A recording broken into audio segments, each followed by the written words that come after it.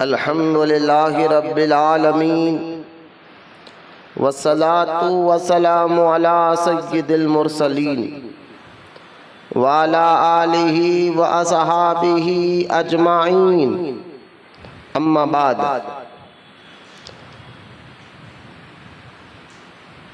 वक़ाल अल्लाहु तआला फ़िल क़ुरआनिल मजीद फ़अऊज़ु बिल्लाहि मिनश शैतानिर रजीम बिस्मिल्लाहिर रहमानिर रहीम। क़द जाअकुम मिनल्लाहि नूरुन व किताबुम मुबीन। आमन्तु बिल्लाहि सदक़ल्लाहुल अलिय्युल अज़ीम।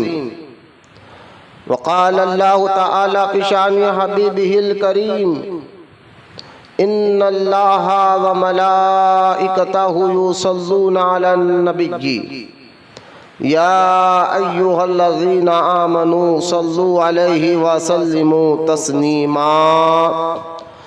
अल्लाहुम्मा सल्लि अला सय्यिदिना व मौलाना मुहम्मद व अला आलिहि व सहबिहि अफ़्ज़ल सलावातिका व अददा मालूमातिका व बारिक व सल्लिम सलातन व सलामन अलैका या रसूलल्लाह सल्लल्लाहु तआला अलैका व सल्लम। अम्मा बाद। हर तारीफ और बड़ाई सिर्फ अल्लाह ताला के लिए है जो सारे जहान का मालिक है, मुख्तार है और जो सारे जहान का पालनहार है। मैं इस बात की गवाही देता हूँ कि आप और हमारे प्यारे आका और मौला हुजूर पुरनूर रहमत कौनैन हज़रत सैयदना मुहम्मद मुस्तफ़ा अहमद मुश्तबा सल्लल्लाहु ताला अलैहि व आलिहि व सहबिहि वसल्लम अल्लाह ताला के आखिरी रसूल और उसके बरगुज़ीदा बंदे हैं। अल्लाह ताला हुजूर अकरम नूर मुजस्सम रहमत आलम सल्लल्लाहु अलैहि वसल्लम पर, सहाबा इकराम, अहले बैत, ताबईन, तबे ताबईन, औलियाए उम्मत पर क़यामत तक बकसरत रहमतें और बरकतें नाजिल फरमाता रहे। आमीन। मोहब्बत से एक मरतबा दुरूद पाक पढ़िए। अल्लाहुम्मा सल्लि अला सय्यिदिना व मौलाना मुहम्मद मादिन जूदी वल करम अला आलिहि व बारिक व सल्लिम सलातन व सलामन अलैका या सय्यदी या हबीबी या रसूलल्लाह सल्लल्लाहु तआला अलैका व सल्लम। मुअज़्ज़ज़ सामईन, अस्सलामु अलैकुम व रहमतुल्लाहि व बरकातुहू। सलाम का जवाब दीजिए, सब मिलकर जवाब दीजिए, बेदारी का सबूत है। फिर से सलाम करता हूँ, जवाब दीजिए दर्द। अस्सलामु अलैकुम व रहमतुल्लाहि व बरकातुहू।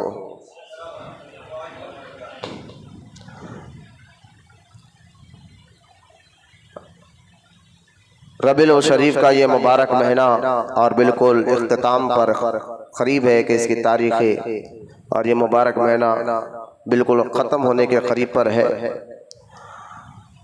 आज का ये जुम्आ इंशाअल्लाह ताला हुजूर अकरम नूर मुजस्सम सल्लल्लाहु अलैहि वसल्लम के जो तख्लीक़ के 3 मरहले मैंने बयान किए थे। एक जिसमें अल्लाह ताला ने हुजूर को अपने नूर से पैदा फरमाया, इस पर पूरे दलाइल हो चुके अल्हम्दुलिल्लाह, ये यूट्यूब पर बयान अपलोड हो चुका। फिर एक और जुम्आ हमने जो गुज़िश्ता जुम्मा गुजर गया है, हुजूर करम सल्लल्लाहु ताला अलैहि वसल्लम के ख़ानदान मुबारक, आपके वालिद, वालिदा, दादा, परदादा, इस तरह आपके मुबारक ख़ानदान के मुतालिक जो अहादीस में आया है वो आपके सामने मैंने रखने का शर्फ हासिल किया था। वो भी जुम्मा गुज़र चुका है। ये दूसरा मरहला था हुजूर की तख्लीक़ का, जो हुजूर का नूर मुबारक आदम अलैहिस्सलाम से होते हुए आपके वालिदैन तक पहुँचा। फिर जब इस नूर मुबारक को अल्लाह ताला ने बशरी लिबास पहनाकर दुनिया में भेजा, ये हुजूर अलैहिस्सलाम की विलादत मुबारका का तीसरा मरहला है, जिसको विलादत मुस्तफ़ा करीम सल्लल्लाहु अलैहि वसल्लम के तहत इंशाअल्लाह आज का उन्वान रखा गया है कि हुजूर की पैदाइश के मुताल्लिक़ कुछ बातें आपको, हुजूर के बचपन के मुताल्लिक़ कुछ बातें आपको इंशाअल्लाह ताला समझाना है। अल्लाह की बारगाह में दुआ करता हूं, अल्लाह हम तमाम को कहने सुनने से ज़्यादा अमल की तौफीक अता फरमाए। तरीक़ा अहले सुन्नत व जमाअत के मुताबिक सबसे पहले हमारा आप जब अपना ये उन्वान शुरू करें, सबसे पहले हमारा आप हुजूर अकरम नूर मुजस्सम सल्लल्लाहु ताला अलैहि वसल्लम की बारगाह अक़दस में दुरूद पाक पढ़ने की अहमियत और उसकी फजीलत को समाअत करते चले, ताकि अल्लाह ताला हमें दुरूद व सलाम पढ़ने की तौफीक अता फरमाए और हर वक्त हमारे ज़ुबान पर हुजूर सल्लल्लाहु अलैहि वसल्लम की बारगाह में दुरूद सलाम का नजराना पेश करने की अल्लाह में तौफीक अता फरमाए। दुरूद व सलाम के बेशुमार फ़ज़ाइल अहादीस मुबारका में आए हैं। उन्हीं हदीस पाक में आता है कि सरकार मदीना सल्लल्लाहु ताला अलैहि वसल्लम ने इरशाद फरमाया कि दुरूद तुम्हारे बातिन की तहारत का भी ज़रिया है, यानी दुरूद पढ़ने से बातिन भी साफ होता है, पाक होता है। बातिन से मुराद दिल और रूह का है। इसके अंदर अगर तकब्बुर हो, गुरूर हो, हसद हो, गुनाह की लज्जत हो तो फिर बंदा सुधर नहीं सकता। तो अब बहुत से लोग चाहते हैं कि अल्लाह ताला हमें कोई ऐसा आसान रास्ता बता दे ताकि जिसके ज़रिए से हम अपने बातिन, अपनी मिजाज को तब्दील करें, अपने अंदर से अकड़ को निकाले, हसद को निकाले, गुनाह की आदतों को निकाले। तो उसके लिए दुरूद पाक एक बेहतरीन ज़रिया है कि दुरूद पाक एक ऐसा ज़रिया है जिसके पढ़ने से बातिन पाक और साफ़ होता है, अखलाक नरम अच्छे आते हैं, मिजाज अच्छी आती है, मिजाज में नरमी आती है, गुस्सा ख़त्म होता है। बहुत से फ़ायदे आपको दुरूद पाक पढ़ने से आपको असर का मालूम होता रहेगा। लिहाजा जहाँ दुरूद पढ़ने से अल्लाह ताला मुश्किलों को आसान फरमाता है, दुरूद पढ़ने वालों को अल्लाह ताला नेकी अता फरमाता है, दुरूद पढ़ने वालों की अल्लाह ताला गुनाह माफ़ फरमाता है, दुरूद पढ़ने वालों की अल्लाह ताला मुश्किलों, मुसीबतों, परेशानियों को दूर फरमाता है। वहीं पर दुरूद पढ़ने वालों की अल्लाह ताला बातिन को भी पाक और साफ फरमाता है। अल्लाह पाक की बारगाह में दुआ है कि कहने सुनने से ज़्यादा हमें अमल की तौफीक अता फरमाए। आइए मोहब्बत और अकीदत के साथ हम सब के प्यारे आका करीम रहमत कौनैन सल्लल्लाहु अलैहि वसल्लम की बारगाह अक़दस में दुरूद पाक का नजराना पेश करें। सब मिलकर पढ़िए अल्लाहुम्मा सल्ली अला सय्यदना व मौलाना मुहम्मद मादिन जूदी वल करम वाला आलिहि व बारिक व सल्लिम सलातु व सलामन अलैका या सय्यदी या हबीबी या रसूल अल्लाह सल्लल्लाहु तआला अलैका वसल्लम। दुरूद पाक की फजीलत और उसकी अहमियत बताने के बाद आइए हम उसे बता आते हैं सरकार मदीना राहत क़ल्ब व सीना मुस्तफ़ा करीम सल्लल्लाहु अलैहि वसल्लम के विलादत मुबारका के कुछ अहम बातें जो हमें, हम मुसलमान हैं, जिस नबी का हम कलमा पढ़ते हैं तो याद रखें अल्लाह ताला ने उनको बड़ी शान अता फरमाई है, अल्लाह ताला ने उनको बड़ा मुकाम व मर्तबा अता फरमाया है, अल्लाह ताला ने उनको अपना महबूब बनाया है। अल्लाह ताला ने फरमाया, हदीस कुदसी में आता है कि हबीब अगर तुझे पैदा करना मेरा इरादा और मकसद ना होता तो ना मैं कायनात बनाता और ना मैं तो एक छुपा हुआ खजाना था और मैंने चाहा, अल्लाह एक मिसाल देकर कहता है मैं तो एक छुपा हुआ खजाना था, मैंने चाहा कि जाहिर हो जाओ तो मैंने अपने हबीब के नूर को पैदा फरमाया। तो अल्लाह ताला की मारिफत और ये कायनात जो कुछ आप देख रहे हैं, जो कुछ मिल रहा है तो सब ये मेरे और आपके नबी अलैहि सलातु वसलाम का सदका है। अल्लाह ताला ने हुजूर के सदक़े में कायनात को पैदा फरमाया है। इसमें कोई मुगालता नहीं है, कोई ऐसी बड़ी बात नहीं है, कोई बदअक़ीदा वहाबी आपके ज़हन में शक डाल दे ये क्या बात है कि अल्लाह ने हुजूर के वसीले से बनाया। तो हाँ, ये बात दुरुस्त है कि ये कि आलिम का कहना नहीं है, बल्कि अहादीस में हुजूर अकरम सल्लल्लाहु अलैहि वसल्लम ने खुद फरमाया कि अल्लाह ताला ने मुझसे कहा महबूब तुझे बनाने का मकसद ना होता तो कायनात ना बनाता। लिहाजा ये कोई मुगालता नहीं है, कोई ज्यादती नहीं है, और दूसरी बात यह है कि हुजूर सल्लल्लाहु ताला अलैहि वसल्लम के मुताल्लिक़ कुरान पाक में बहुत सी आयतें आई है जहाँ कुरान में अल्लाह ताला ने हलाल हराम के वाक़यात का जिक्र किया, जहाँ कुरान पाक में अल्लाह ताला ने नमाज रोज़ा हज ज़कात का जिक्र किया, वहीं पर अल्लाह ताला कुरान पाक में अपने महबूबों का भी जिक्र किया।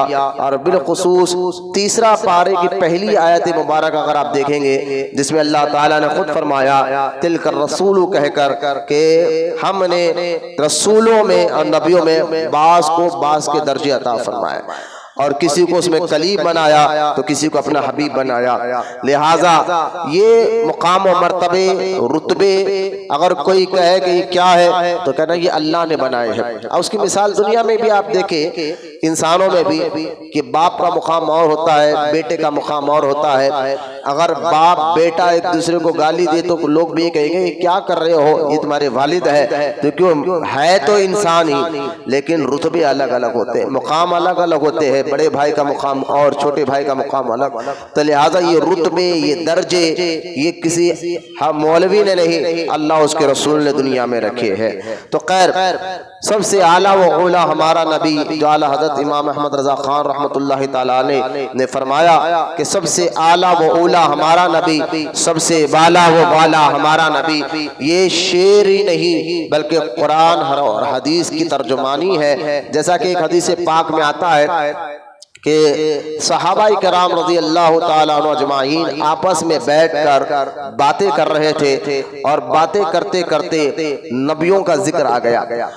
और याद रखें हदीस पाक में आता है अल्लाह के रसूल अलैहिस्सलाम ने इरशाद फरमाया कि जहां अल्लाह के वलियों का जिक्र होता है वहां पर अल्लाह ताला अपनी रहमतों का नुज़ुल फरमाता है, और जहां अल्लाह के नबियों और उसके रसूलों का जिक्र होता है तो हुजूर सल्लल्लाहु अलैहि वसल्लम ने इरशाद फरमाया कि जहां बैठकर बंदा नबियों और रसूलों का जिक्र करता है तो समझो वो अल्लाह की इबादत कर रहा है, यानी उसको इबादत का अल्लाह ताला सवाब अता फरमाता है। वलियों का जिक्र करने से अल्लाह की रहमतों का नुज़ुल होता है, नबियों का जिक्र करने से अल्लाह ताला जो है उसको इबादत का सवाब अता फरमाता है।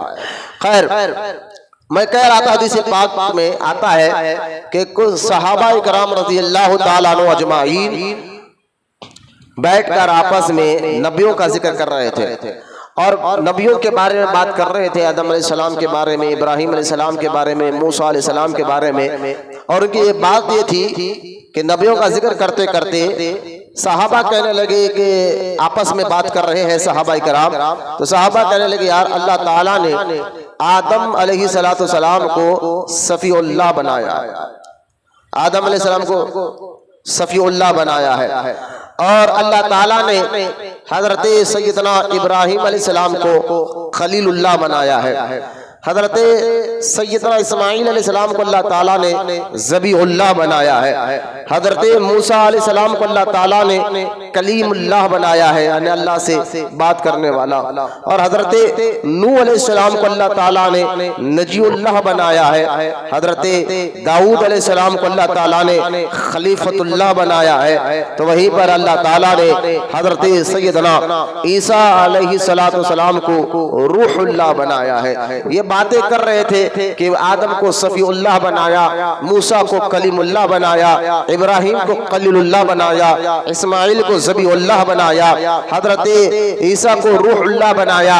ये आपस में बातें कर रहे थे। इतने में हुजूर तशरीफ लेकर आए, उस गुफ्तगू में उन बातों में हुजूर तशरीफ लेकर आए और लाकर अपने गुलामों अपने सहाबा से फरमाया कि बेशक ऐ मेरे गुलामों ऐ मेरे सहाबा सुनो, बेशक अल्लाह ताला ने आदम को सफ़ीउल्लाह बनाया है, मूसा को कलीमुल्लाह बनाया है, इब्राहिम को खलीलुल्लाह बनाया है, इस्माइल को ज़बीहुल्लाह बनाया है, ईसा को रूहुल्लाह बनाया है, नूह को नजीउल्लाह बनाया है, दाऊद को खलीफतुल्लाह बनाया है। लेकिन सुनो मेरे सहाबा, जो तुम्हारा नबी है, तुम जिस नबी का कलमा पढ़ते हो उस नबी को अल्लाह ताला ने हबीबुल्लाह बनाया है। लिहाजा हबीबुल्लाह यानी अल्लाह के खास महबूब, अल्लाह के महबूब। लिहाजा ये हदीस भी बता रही है कि सबसे आला व औला हमारा नबी, सबसे बाला वो वाला हमारा नबी। ये शायरी नहीं है बल्कि कुरान हदीस की तर्जुमानी है। कुरान की आयत तीसरा पारा पढ़ कर दे के पहली आयत तिलका रसूलु, जिसमें अल्लाह ताला ने खुद दर्जों का जिक्र फरमाया कि बाज में बाज को हमने फजीलत अता फरमाई। और अहादीस पाक में बारहा अल्लाह के रसूल अलैहि सलातो व सलाम ने इरशाद फरमाया कि क़यामत के दिन सारे लोग, जिसमें अंबिया भी होंगे, आदम अलैहिस्सलाम भी होंगे, मूसा अलैहिस्सलाम भी होंगे, कमो पेश 1,24,000 तमाम नबी और रसूल होंगे। खुद सरकार मदीना अलैहि सलातो व सलाम फरमाते हैं कि क़यामत के दिन हम्द का झंडा, अल्लाह की तारीफ का झंडा मेरे हाथ में होगा और उस झंडे के साए में सारे अंबिया भी होंगे और सारी उम्मतें भी होगी। और जहां तक अल्लाह के रसूल अलैहिस्सलाम फरमाते हैं सबसे पहले क़यामत के दिन अल्लाह की बारगाह में शफाअत मैं करूंगा। जब मैं शफाअत का दरवाजा खोलूंगा तब दूसरे नबी अपने उम्मतियों की बख्शिश का दरवाजा खोलेंगे। शफाअत का दरवाजा सबसे पहले हुजूर फरमाते हैं मैं खोलूंगा। और फरमाते आका अलैहिस्सलाम कि सबसे पहले क़यामत के दिन जन्नत में मैं जाऊंगा। और सरकार फरमाते हैं क्योंकि ये अल्लाह ने मुझे मुकाम अता फरमाया है तो इसमें मुझे कोई फख्र और गुरूर नहीं है। यानी हुजूर कह रहे हैं ये जो मैं कह रहा हूं कि सारे नबी मेरे झंडे के साए तले रहेंगे, लेकिन इस बात पर भी मुझे कोई फख्र और गुरूर नहीं है। मैं जो ये कह रहा हूं शिफात सबसे पहले मैं कराऊंगा, लेकिन इस बात पर मुझे कोई गुरूर और फख्र नहीं है। और जो मैं ये कह रहा हूं कि अल्लाह ताला सबसे पहले मुझे जन्नत में जाने देगा और किसी नबी को नहीं, तो इस बात पर भी मुझे कोई फख्र नहीं है। बताना मकसद ये था हुजूर का कि अल्लाह ने मुझे सबसे आला वो ओला बनाया, सबसे वाला वो वाला बनाया है, और जो है अल्लाह ने मुझे अपना महबूब बनाया है। तो हमारे नबी अलैहिस्सलाम के बारे में ये बात याद रखें आप, कुरान और हदीस की रोशनी में ये बात दुरुस्त है कि सारे नबियों में सबसे हमारे आका अफजल है और सारे रसूलों में सबसे हमारे आका ही अफजल है। जिसको भी जो कुछ मिलता है हुजूर अलैहिस्सलाम के सदक़े में मिला है। जो आलम अरवाह का जिक्र मैंने जो किया है तो वहां पर भी सूरह अल इमरान और 17वां रुकू के हवाले से मैंने बयान किया था, जिसमें अल्लाह ताला ने सारे नबियों से जो वादा लिया और कहा कि इस नबी से मोहब्बत करना, इनके मदद करना, इन पर ईमान लाना। तो खैर सारे नबियों ने वादा किया था, वो कुरान में जिक्र मैंने किया जिसमें बता दिया गया कि सबसे आला वो ओला हमारा नबी, सबसे बाला वो वाला हमारा नबी। तो कहना मैं ये चाह रहा हूँ कि अल्लाह ताला ने हमारे नबी को अलैहिस्सलाम सबसे अफजल बनाया है, सबसे आला बनाया है। और फिर हमारे आका अलैहिस्सलाम का जिक्र हर नबी ने दुनिया में आकर किया। हजरत आदम अलैहिस्सलाम से लेकर ईसा अलैहिस्सलाम तक जितने नबी आए हैं, बड़े बड़े अंबिया है, बड़े बड़े रसूल आए हैं, जिसमें मूसा अलैहिस्सलाम का नाम आता है, इब्राहिम अलैहिस्सलाम का नाम आता है, नूह अलैहिस्सलाम का नाम आता है, सुलेमान अलैहिस्सलाम का नाम आता है, हजरत दाऊद अलैहिस्सलाम का नाम आता है। बड़े बड़े अंबिया का जिक्र कुरान और हदीस में मौजूद है। हर नबी दुनिया में आने के बाद अपनी उम्मत को ये ताकीद करता रहा, ये जिक्र करता रहा, अपनी उम्मत को ये बताता रहा कि देखो कि आखिर में अल्लाह का महबूब मोहम्मदुर रसूलुल्लाह सल्लल्लाहु अलैहि वसल्लम तशरीफ लाने वाले हैं। ये हर नबी ने जिक्र किया, अपनी उम्मत को, अपने गुलामों को बताया। और कुरान जैसा हम कहते हैं कि कुरान अल्लाह का कलाम है, इसी तरह तौरात, इंजील, ज़बूर, ये और 3 किताबें जो पिछले नबियों पर उतरे थे। तौरात मूसा अलैहिस्सलाम पर उतरी थी, इंजील जो है ईसा अलैहिस्सलाम पर उतरी थी, ज़बूर दाऊद अलैहिस्सलाम पर उतरी थी। तो ये 3 किताबें और कई सहीफे भी आए हैं। तो खैर अल्लाह की जानिब से जो नाजिल हुए थे तो उन किताबों में भी अल्लाह ताला ने हमारे नबी का जिक्र फरमाया था। याद रखिए, ये छोटे छोटे और आसान कर मैं बातें आपको समझा रहा हूँ कि अल्लाह ताला ने इन किताबों में भी अल्लाह एक तो सारे नबियों ने आकर हमारे नबी का जिक्र किया कि वो आने वाले हैं। और ईसा अलैहिस्सलाम ने तो यहाँ तक, क्योंकि ईसा अलैहिस्सलाम को अल्लाह ने जिंदा आसमानों पर उठा लिया, ईसा अलैहिस्सलाम को जब अल्लाह ताला ने जिंदा आसमानों पर उठा लिया, उसके 500 साल बाद या 550 साल के बाद हमारे हुजूर पैदा हुए। तो खैर ईसा अलैहिस्सलाम को क्यों जिंदा उठा दिया गया? क्योंकि आपके दुश्मन आपको मारना चाहते थे, आपको कत्ल करना चाहते थे, और कुछ लोगों ने तो ईसा अलैहिस्सलाम को खुदा का बेटा कह दिया था। और क्यों कहा था? क्योंकि कुरान में सूरह अल इमरान में अल्लाह फरमाता है कि ईसा अलैहिस्सलाम मट्टी के जो है परिंदे बनाते और उस पर फूंक मारते तो अल्लाह उसमें जान डाल देता था। हाथ से मट्टी के परिंदे बनाते तो उसमें फूंक मारते तो अल्लाह जान डाल देता था। पैदाइशी हंधों को हजरत ईसा अलैहिस्सलाम हाथ लगाते थे तो आंखों में रोशनी आ जाया करती थी। कौड़ की बीमारी वालों को ईसा अलैहिस्सलाम हाथ फेर देते तो अल्लाह उनकी बीमारी को खत्म फरमा देता था। ऐसे मोजज़ात ईसा अलैहिस्सलाम ने इसलिए दिखाए कि ताकि लोगों को पता चले मैं अल्लाह का रसूल हूँ, अल्लाह का नबी हो। तो खैर जब हर अच्छे आदमी के दुश्मन भी होते हैं, नबियों के दुश्मन होते हैं, हमारे क्या है आपके क्या है, लिहाजा हजरत ईसा अलैहिस्सलाम के दुश्मन भी पैदा हुए और आपको कत्ल करना चाहा तो अल्लाह ताला ने ईसा अलैहिस्सलाम को जिंदा आसमानों पर उठा लिया। इसके बाद कोई नबी नहीं आए। ईसा अलैहिस्सलाम को जब अल्लाह ने आसमान पर उठा लिया उसके बाद, क्योंकि उसके बाद 500 साल का जो दौर गुजरा या 550 साल का दौर गुजरा, तो उस जमीन पर ईसाई और यहूदी रहते थे और हजरत इब्राहिम अलैहिस्सलाम के मानने वाले रहा करते थे। तो खैर इस दरमियान में कोई नबी नहीं आए और जब 550 साल हो गए उसके बाद अल्लाह ताला ने आप और हमारे नबी को मक्कातुल मुकर्रमा में बीबी आमीना के घर में पैदा फरमाया। तो खैर हजरत आपके प्यारे आका, हम सब के आका अलैहिस्सलाम को अल्लाह ने सारे नबियों से अफजल बनाया, आला बनाया, औला बनाया है। ये सारी बातें आपको यकीन रखना चाहिए। और जो है हमारे ईमान का मरकज, जरा एक और बात सुन लीजिए, एक बंदा अगर नमाज पढ़ रहा है, रोजा रख रहा है, इबादत कर रहा है, आपको कुर्सी में बैठे, अगर आपको पैर में तकलीफ है तो आप जाके कुर्सी में बैठिए, ठीक है, बेचैन मत होइए, बेचैन होने के लिए नहीं। अगर एक बंदा कलमा पढ़ा, देखिए इस्लाम लाने के लिए क्या होता है, कलमा अगर पढ़ ले और नमाज भी पढ़े, रोजा भी रखे, तो हम सब कहेंगे कि मुसलमान है।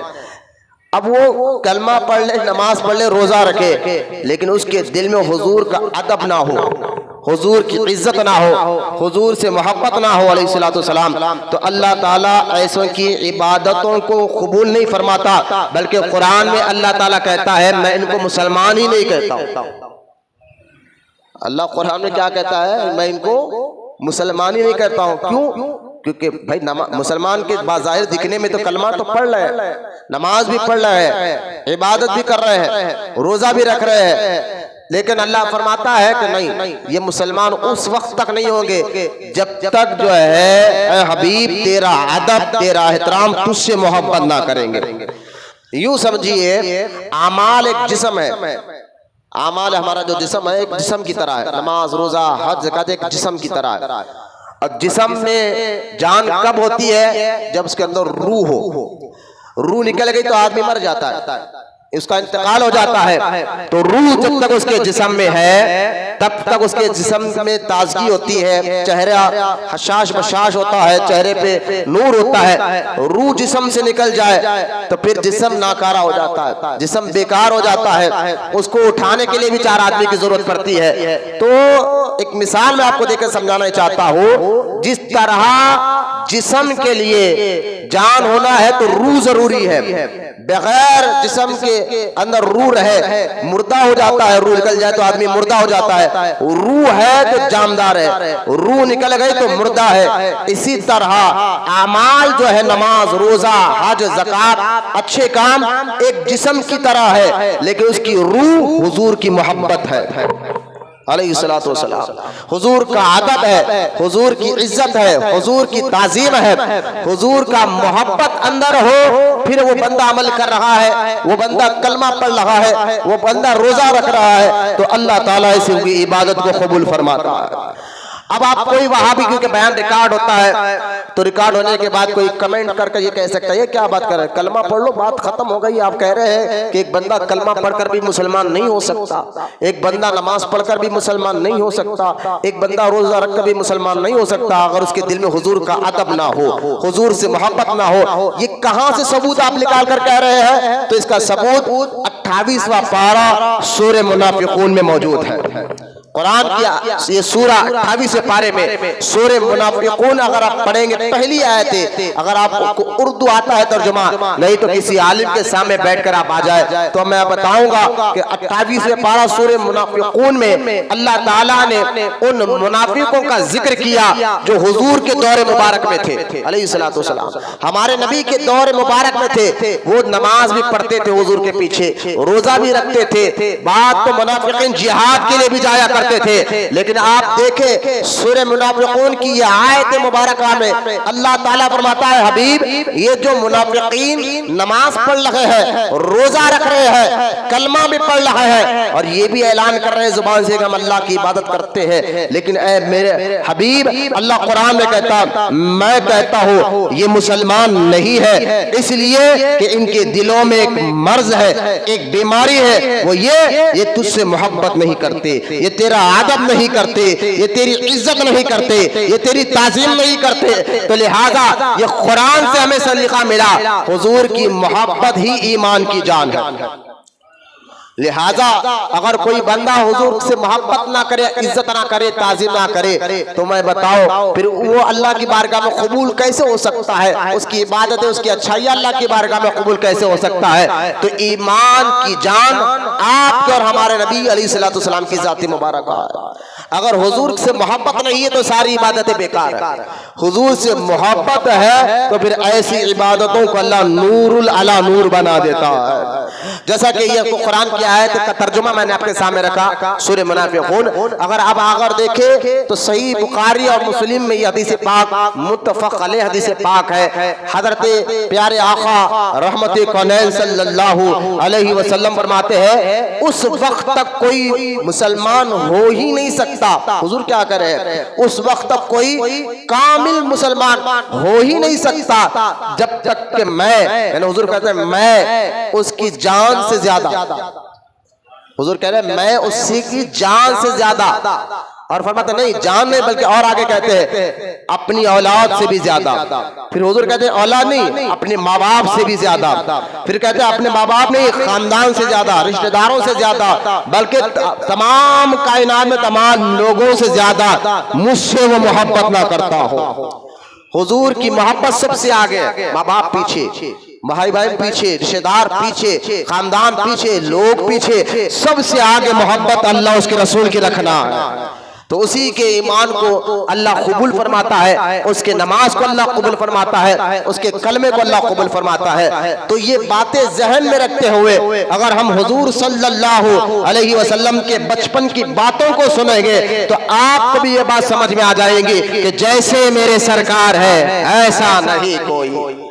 तो खैर मैं आपको समझा रहा था कि हुजूर अलैहिस्सलातु वस्सलाम सबसे आला व औला हमारे नबी है। अब ये बात समझने के बाद आगे बढ़ते हैं कि जैसा ही रजब का महीना था, जुम्मा का दिन था, हजरत सैयदा बीबी आमिना जो हुजूर की वालिदा है रज़ी अल्लाह ताला अन्हा, और इनके मुतालिक मैंने जुम्मा में कहा कि हुजूर के माँ और बाप ये दोनों जन्नती है, तो इसके मुतालिक भी मैंने डिटेल से जुम्मा में बात की थी। तो आज सुने कि सैयदा बीबी आमिना रज़ी अल्लाह ताला अन्हा का जैसा ही हुजूर का नूर मुबारक आपके पाक रहम में दाखिल हुआ, यानी पेट मुबारक में, यूं जैसे कि हम कहते कि हमल जैसा ठहर गया सैयदा बीबी आमिना रज़ी अल्लाह ताला अन्हा, तो वो रजब का महीना था, जुम्मा का दिन था, हुजूर का नूर मुबारक बीबी आमिना अपनी माँ के पेट में मुंतकल हुआ।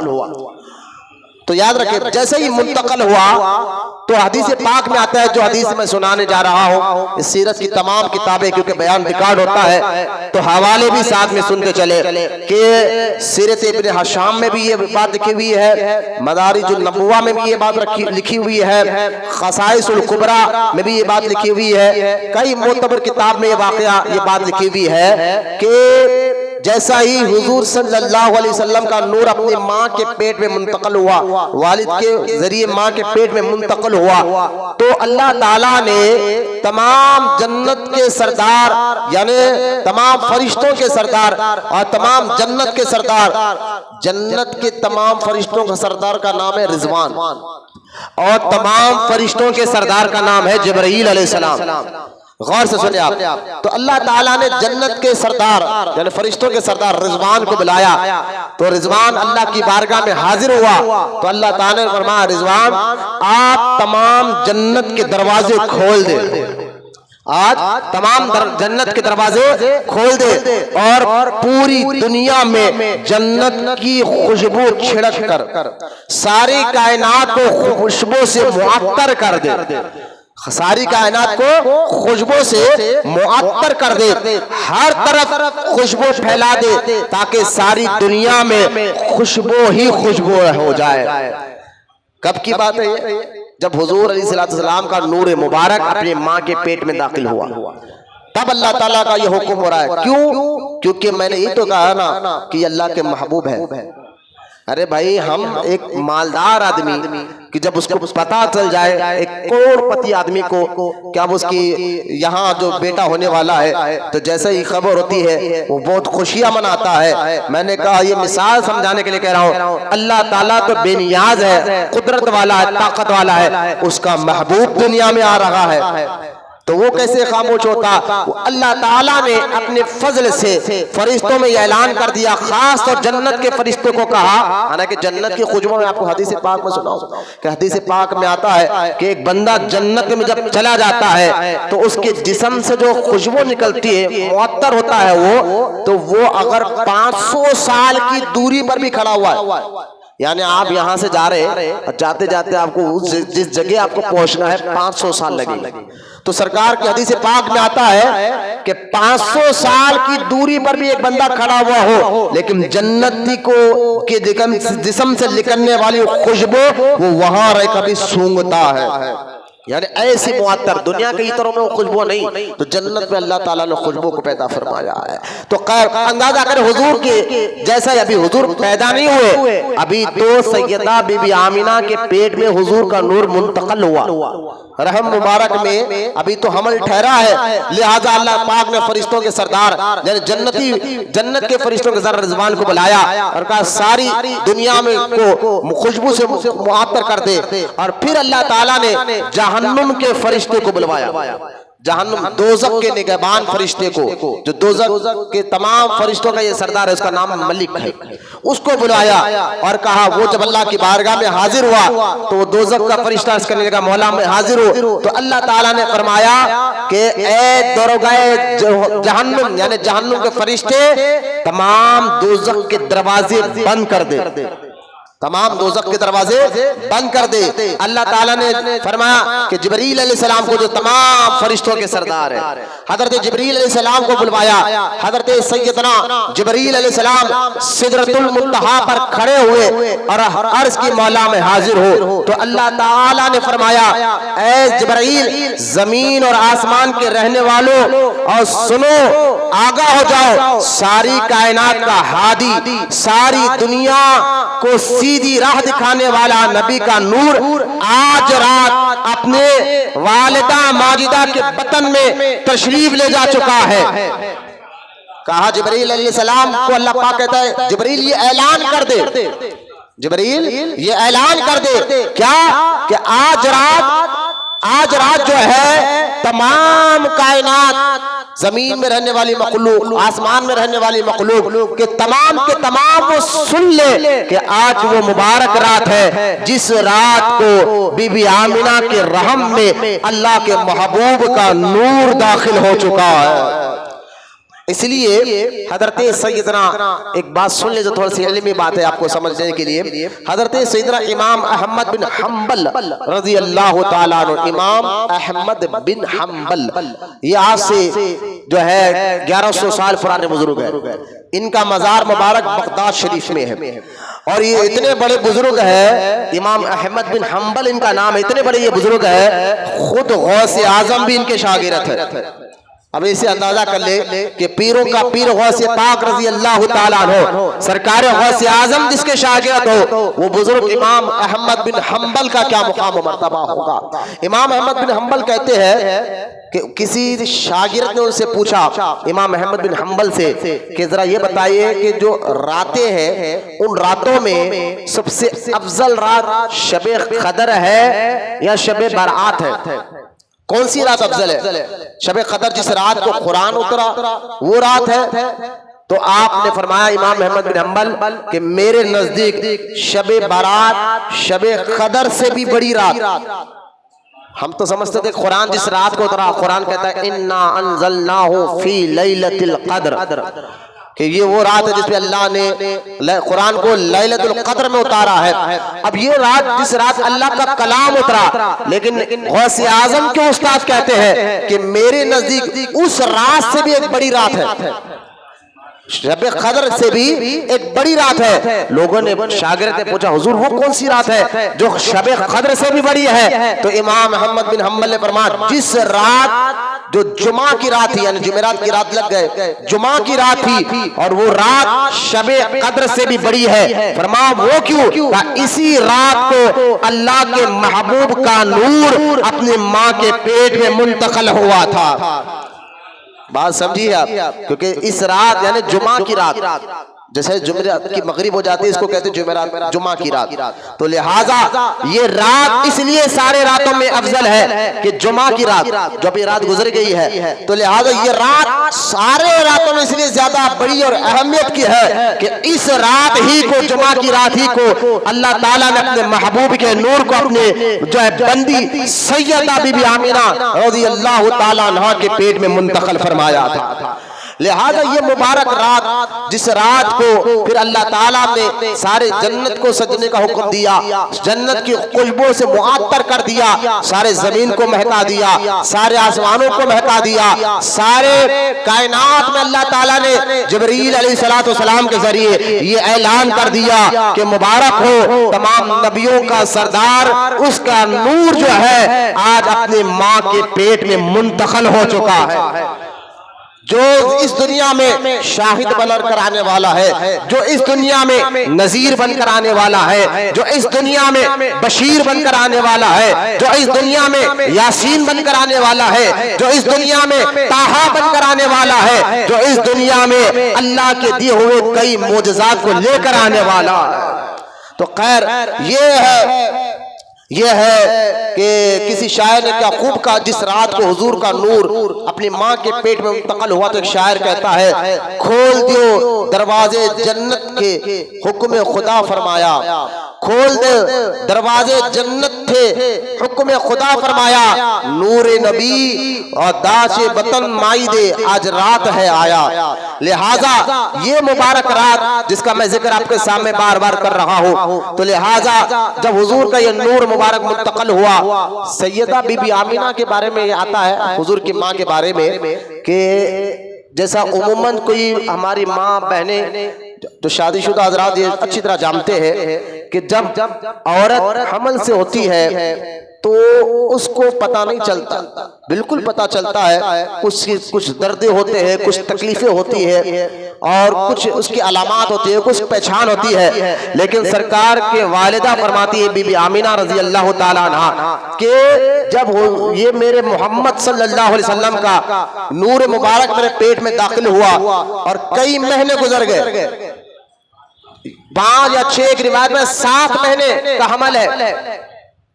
भाई 7 महीने का हमल आप तमाम जानते हैं, एक कातिल अगर हमल से हो जाए और हमल जैसे जैसे बढ़ता जाता है 1 महीना 2 महीना 3 महीना 4 महीना 5 6 7 महीना, तो एक तो वो जो खातून होती है उसकी मिजाज में थोड़ी सी कमजोरी आ जाती है, मिजाज में तबीयत में जरा सी खराबी पैदा होती है, दूसरा उसको खुद को भी पता चलता है कि मैं हमल से हो, और तीसरी बात फिर उसका पेट धीरे धीरे बाहर आता है। ये तमाम साजियतें हैं, लेकिन बीबी आमिना अपने जहनों में कुरान को बिठाइए।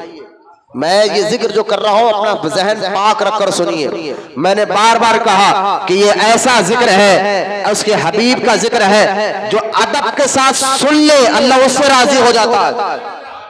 तो अब मैं जो बातें बता रहा हूं तो कुरान को जहन में रखे, कोई ख्याल हमारा गलत जगह ना चले जाए। कुरान को जहन में रखे, पाक रख कर ये बात को सुने कि सैयदा बीबी आमिना हुजूर की मां फरमाती है 7 या 6 महीने का अमल हो गया, लेकिन मुझे पता तक नहीं चला, न पता तक नहीं चला, न दर्द था, न तकलीफ थी, न उल्टी थी, न बेचैनी थी, न कमजोरी थी। बीबी आमिना कहती है कि मुझे कोई दर्द और कोई तकलीफ और कोई मामला मेरे साथ पेश नहीं हुआ, बल्कि कैसे होता कि जो नबी के जरिए दुनिया में आने वाला है वो नबी सारी कायनात के लिए रहमत बनकर आ रहा है। कुरान में अल्लाह ने क्या कहा हुजूर के बारे में, वमा अरसलनाका इल्ला रहमतल लिल आलमीन, ये हबीब सारी कायनात के लिए रहमत बनकर आया है। तो गौर करते जाए कि जुमले पर बीबी आमिना रजी अल्लाह ताला अन्हा फरमाती है 1 वजह से मुझे पता चला कि मेरे पेट में वो आखिरी नबी का नूर आ चुका है। कहा वो वजह क्या है? फरमाया कि जब मैं सो रही थी तो ख्वाब में मुझे कुछ ऐसी मखलूक नजर आई, कुछ ऐसे लोग नजर आए। मैंने उनसे पूछा आप है कौन? तो वो मखलूक कहने लगी हम अल्लाह के मुकद्दस फरिश्ते हैं और आमिना हम तुझे मुबारकबादी देने के लिए आए हैं, इसलिए कि तेरे पेट में अल्लाह के आखिरी नबी और अल्लाह के महबूब सरवरे कायनात सल्लल्लाहु अलैहि वसल्लम का नूर मुंतकल हो चुका है, तू अनकरीब उनकी मां बनने वाली है, इसलिए हम आए और तुझे मुबारकबादी पेश करने के लिए आ रहे हैं। ये ख्वाब के बाद बीबी आमिना कहती तब मुझे पता चला कि मैं हमल से हो। और दूसरी बात आप फरमाती बीबी आमिना, जब मेरा हमल 8 महीने हुजूर आकर पेट मुबारक में 8 महीने चल रहा है, तो बीबी आमिना रजी अल्लाह ताला अन्हा फरमाती है क्योंकि हमारा घर जमजम के कुएं से कुछ दूर पर था, वहां से मक्कातुल मुकर्रमा में आज भी देखिए पानी की बड़ी किल्लत होती थी। जमजम का कुएं से पूरा मक्का आज भी हरम शरीफ में जो पानी मिलता है जमजम शरीफ का ही मिलता है। तो खैर हजरत बीबी आमिना फरमाती है रजी अल्लाह ताला अन्हा, मैं अपने सहेलियों के साथ पानी लाने के लिए जब अपने घर से निकलती थी तो घर से लेकर जमजम के कुएं के आने तक बीबी आमिना कहती है खुदा की कसम मेरे सर पर एक अब्बर का टुकड़ा साए की तरह चलता था। जबकि आप जानते हैं जो लोग सऊदी जाकर आए हैं उम्रे के लिए, हज के लिए, जो कारोबार के लिए, वो जानते हैं कि मक्कातुल मुकर्रमा के आज इस दौर में धूप कितनी खतरनाक होती है। तो अंदाजा करें कि आज से 1400 साल पहले जो सारा मक्का भी तो पहाड़ी इलाका था, उस वक्त की धूप का आलम क्या था। लेकिन बीबी आमिना कहती है खुदा की कसम जब मैं अपने घर से निकल कर जाती थी जमजम के कुएं तक तो एक अबर का टुकड़ा साया करते रहता, और यहाँ तक कि सैयदा बीबी आमिना कहती है जिस पत्थर पर मैं कदम रखती वो पत्थर जो है नरम पड़ जाया करता था। अरे भाई जब कोई बंदा लंगे पैर जा रहा है जमीन पर, पत्थर चुभते हैं ना पैर पर कंकर चुभते हैं, पत्थर चुभते हैं। बीबी आमिना रजी अल्लाह ताला अन्हा हुजूर की मां मुबारक फरमाती है खुदा की कसम जब मैं चलती थी इन पत्थरों पर तो पत्थर मेरे पैर के नीचे रुई की तरह नरम हो जाया करते थे। और तब मैं पानी लाने के लिए कुएं तक पहुंचती तो सैयदा बीबी आमिना तैयबा ताहिरा रज़ी अल्लाह ताला अन्हा फरमाती है मेरे नबी की मां कि सुनो जैसा ही मैं पानी लाने कुएं के करीब जाती मेरे सहेलियां तो डोल डाल कर पानी को सेना करते थे, लेकिन जब मेरी बारी आती और मैं पानी निकालने के लिए जमजम के कुएं के करीब जाती तो कुएं का पानी होता काफी नीचे था, लेकिन जैसा मेरी बारी आती तो पानी ऊपर आ जाया करता था, पूरा ऊपर आ जाया करता था और पानी खुद ब खुद मेरे बकेट में गिर जाया करता था। तो ये सारे मामला हुजूर की मां के साथ क्यों हो रहे थे? इसलिए कि उनके पेट में अल्लाह का महबूब तलवा फरमा था। और सैयदा बीबी आमिना रज़ी अल्लाह ताला अन्हा फरमाती है कि मैं अक्सर अपने मकान में अपने घर में अक्सर रोजाना रात में अल्लाह के तस्बीह अल्लाह के जिक्र की आवाज सुना करती थी। अल्लाह की तस्बीह, कोई बंदा अल्लाह का जिक्र कर रहा है, अल्लाह की तस्बीह को बयान कर रहा है, तो अपने मकान में मैं चारों तरफ देखती, मेरे सिवा कोई और तो अपने रूम में होता नहीं था, लिहाजा जब चारों तरफ देखती तो कोई नजर नहीं आता, लेकिन अल्लाह के जिक्र की आवाज बराबर आया करती थी। तब बीबी आमिना तैयबा ताहिरा रज़ी अल्लाह ताला अन्हा फरमाती है कि मैं हैरान थी कि या अल्लाह ये जिक्र करने वाले की आवाज तो आ रही है, लेकिन कौन जिक्र कर रहा है, कौन तेरी इबादत कर रहा है, कौन तुझे याद कर रहा है, मुझे ये नजर नहीं आ रहा है। तो गैब से कानों में मुझे आवाज आई, आमिना घबराने की जरूरत नहीं है, तेरे पेट में हमारा महबूब हमारा जिक्र कर रहा है। ये वाकया मैं फिर कह रहा हूँ, क़साइसुल कुबरा में इमाम जलालुद्दीन सूती ने इस किताब में, अपनी किताब में इस बात को लिखा है। मदारिज नबुवा में शाह अब्दुल हक मुहद्दिस दहलवी रज़ी अल्लाह ताला अन्हु ने इस किताब इस वाकये को लिखा है। सीरत इब्न हशाम में ये वाकया है, सीरत इब्न खुल्दून में ये वाकया मौजूद है। तमाम किताबों का निचोड़ मैं आपके सामने रखकर बता रहा हूँ कि जैसे मेरे सरकार है ऐसा नहीं कोई, क्योंकि अल्लाह के महबूब है। तो बीबी आमिना तैयबा ताहिरा रज़ी अल्लाह ताला अन्हा के साथ जो मामलात हो रहे थे खुदा की जानिब से, जो अजाइबात हो रहे थे, सिर्फ इसलिए कि हुजूर उनके पेट में अलैहिस्सलातु वस्सलाम। फिर क्या हुआ, फिर उसके बाद फरमाते कि जब 9वां महीना मुझे लग गया, तो जैसा ही 9वां महीना लगना था तो हर महीने आदम अलैहिस्सलाम से लेकर ईसा अलैहिस्सलाम तक हर महीने एक एक नबी मुझे ख्वाब में आकर मुबारकबादी देता, आमिना मुबारक हो, और उस नबी का जो तेरे पेट में आ चुका है उसका पहला महीना गुजर गया है। ज़ैयदा बीबी आमिना ख्वाब में पूछती, आप कौन है? कहा, मैं तमाम इंसान का बाप आदम अलैहिस्सलाम। वो मुबारक दूसरा महीना लगा, शीश अलैहिस्सलाम आकर बीबी आमिना को ख्वाब में मुबारकबादी देते हैं। तीसरा महीना लगा, इब्राहिम अलैहिस्सलाम आकर हजरत बीबी आमिना को मुबारकबादी देते हैं। चौथा महीना लगा, हजरत मूसा अलैहिस्सलाम आकर मुबारकबादी देते हैं। पांचवा महीना लगा, हजरत इस्माइल अलैहिस्सलाम आकर मुबारकबादी देते हैं। अल-गरज़ जैसा जैसा 9 महीने लग गए, सैयदा बीबी आमिना फरमाती है हर महीने में एक रात में एक अल्लाह का मुक़द्दस नबी आकर मुझे मुबारकबादी पेश करता था। पता क्या चला, हुजूर की विलादत में एक दूसरे को मुबारकबादी पेश करना ये सारे नबियों की भी सुन्नत है, गलत नहीं है। ये आज जो बदअक़ीदा वहाबी धूम मचा रहे हैं, खैर आगे मैं इंशाअल्लाह इसका जवाब बता दूंगा। अब आगे बढ़ते, जब बीबी आमिना फरमाती है कि 12 रबीउल शरीफ का महीना लग गया, 12 रबी, क्योंकि हुजूर की पैदाइश 12 रबीउल का महीना था, चांद की 12 तारीख थी। बाज कहते हैं कि नहीं 7 तारीख थी, बाज रिवायत में आता नहीं 8 तारीख थी, 9 तारीख थी, लेकिन जमहूर उलमा का यही कौल है कि हुजूर की विलादत मुबारका 12 रबीउल अव्वल को पीर के दिन सुबह के वक्त हुई।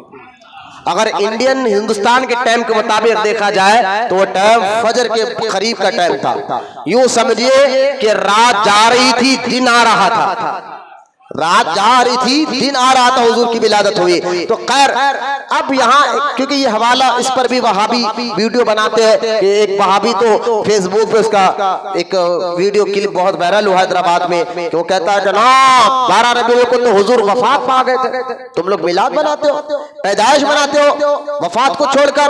हमने कहा देखो 12 रबीउल अव्वल को हुजूर की विलादत हुई, हम नहीं, जमहूर उलमा पहले से 1300 साल से ये बात चलते हुए आ रही है, आज की नई बात नहीं है। अगर पिछले बुजुर्गाने दीन को भी देखे, मैं आपको ज्यादा नहीं ले जाता हूँ, हजरत सैयदना गुलाम अली शाह कादरी रहमतुल्लाह ताला अलैह। कौन है गुलाम अली शाह कादरी? हमारे यहाँ पुराना पुल पे आराम कर रहे सैयदना मूसा कादरी रज़ी अल्लाह ताला अन्हु के बड़े बेटे और खलीफा अकबर है, जो बिल्कुल पुराना पुल पे जो मजार है मूसा कादरी रहमतुल्लाह ताला अलैह, उनके ये बड़े खलीफा अकबर है जिनका नाम गुलाम अली शाह कादरी है। ये कौन है मूसा कादरी? आप सब जानते हैं, औलाद गौसे आजम है, औलाद गौसे आजम है। हजरत गुलाम अली शाह कादरी जो मूसा कादरी के खलीफा अकबर है, बड़े बेटे भी है। हजरत गुलाम अली शाह कादरी की किताब है, इस किताब का नाम है मिशकात नबुवा। मिशकात नबूवत, उस किताब में जिल्द नंबर 1 सफ़ा नंबर 49 पर देखे तो हजरत गुलाम अली शाह कादरी भी पूरी तहकीक के साथ ये बात साबित करते हैं कि हुजूर की विलादत मुबारका पीर के दिन और 12 रबीउल अव्वल तारीख को हुई है।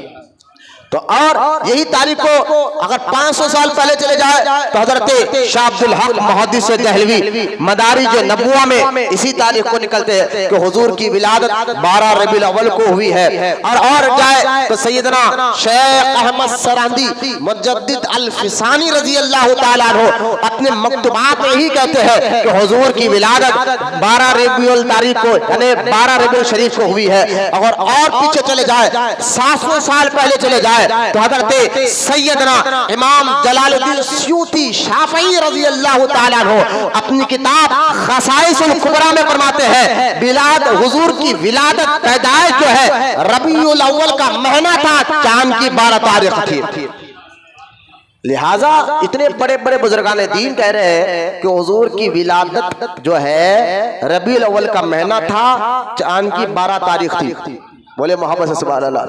अब मैं जो बताइए आज का दो टांग का वहाबी जानवर ये कहे नहीं 12 रबीउल को तो हुजूर की विलादत नहीं हुई, मेरा चैलेंज है। मैंने कहा तेरी माने या पिछलों की माने? तेरी बात क्यों माने, हम पिछलों की मानेंगे।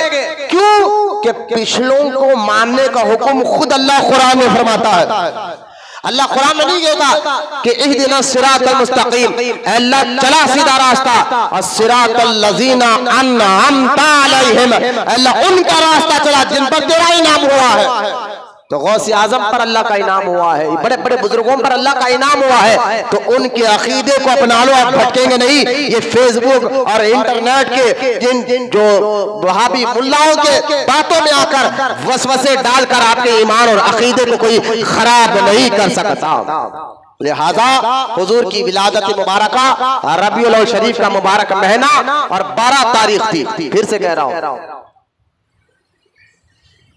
है तो क्या खा रहे होंगे, क्या पी रहे होंगे? मैंने कहा एक काम कर, तू बता, तू पैदा जिंदा हुआ या मुर्दा? बोले भाई जिंदा पैदा हुआ तो जिंदा हो। कहा ठीक है, पैदा होने से पहले कहाँ था? कहा माँ के पेट में था। कितने महीने था? 9 महीने। मुर्दा था या जिंदा? कहा जिंदा था। तो मैंने कहा वहां क्या खाया तू? माँ के पेट में जो रब 9 महीने बच्चे को माँ के पेट में बगैर ऑक्सीजन के बगैर ग़िज़ा के जिंदा रख सकता है, वो अल्लाह पाक अपने हबीब को कब्र में जिंदा रखे, इसमें ताज्जुब की क्या बात है? आप मुझे बताइए ताज्जुब की क्या बात है? कौन सा अकीदा खराब हो रहा है? और कुरान में अल्लाह पाक ने फरमाया वला तक़ूलू लिमन युक़तलू फी सबीलिल्लाहि अमवात बल अहयाउ वलाकिन ला तशउरून। अल्लाह कुरान में सूरह बकरा में फरमाता है कि खबरदार जो मेरी राह में, मेरे लिए, मेरी मोहब्बत में अल्लाह की राह में शहीद हो जाए, अल्लाह क्या कहता है? बल अहया, उनको मुर्दा मत कहो। जो अल्लाह की राह में मर जाते हैं ना, शहीद हो जाते हैं, उनको अल्लाह क्या कहता है? मुर्दा। जबकि भाई बंदे के हाथ के जिस्म से सर निकल गया है, हाथ निकल गए, टुकड़े टुकड़े हो गए मैदान में, अल्लाह कहता नहीं वो जिंदा है। अरे भाई कुरान कह रहा है जिंदा है। मैंने कहा जब शहीद जिंदा है कब्र में, जो अल्लाह की राह में जंग करे शहीद हो जाओ, उसको अल्लाह कहता मुर्दा मत कहो। और कुरान 5वें पारे में दूसरी आयत में कहता अल्लाह ताला मुर्दा कहना भी मत और मुर्दा सोचना भी मत।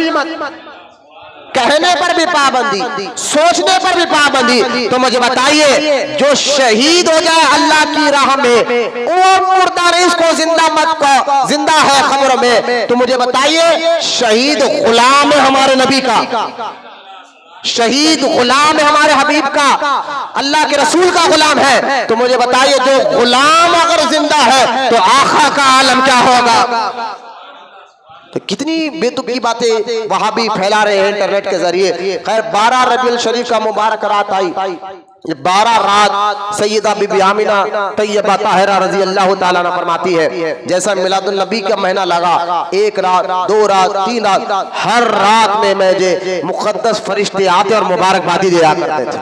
अल्लाह के हुक्म से कि अब जैसा 12 रबीउल मुबारक शरीफ का दिन आया, पीर का दिन था, रात जा रही थी, दिन आ रहा था। किसी आशिक ने सवाल किया, मौलाना एक बात ये बताइए, अल्लाह ताला चाहता तो हुजूर को मुकम्मल दिन के उजाले में पैदा कर सकता था, दिन के उजाले में पैदा कर सकता था, या बिल्कुल अंधेरे में पैदा कर सकता था, लेकिन ये वक्त क्यों लिया? पहला सवाल। और दूसरा सवाल कि अल्लाह चाहता तो हुजूर को रमजान के मुबारक महीने में पैदा कर सकता या शबे कदर में पैदा कर सकता, शबे बारात की रात, शबे कदर की रात।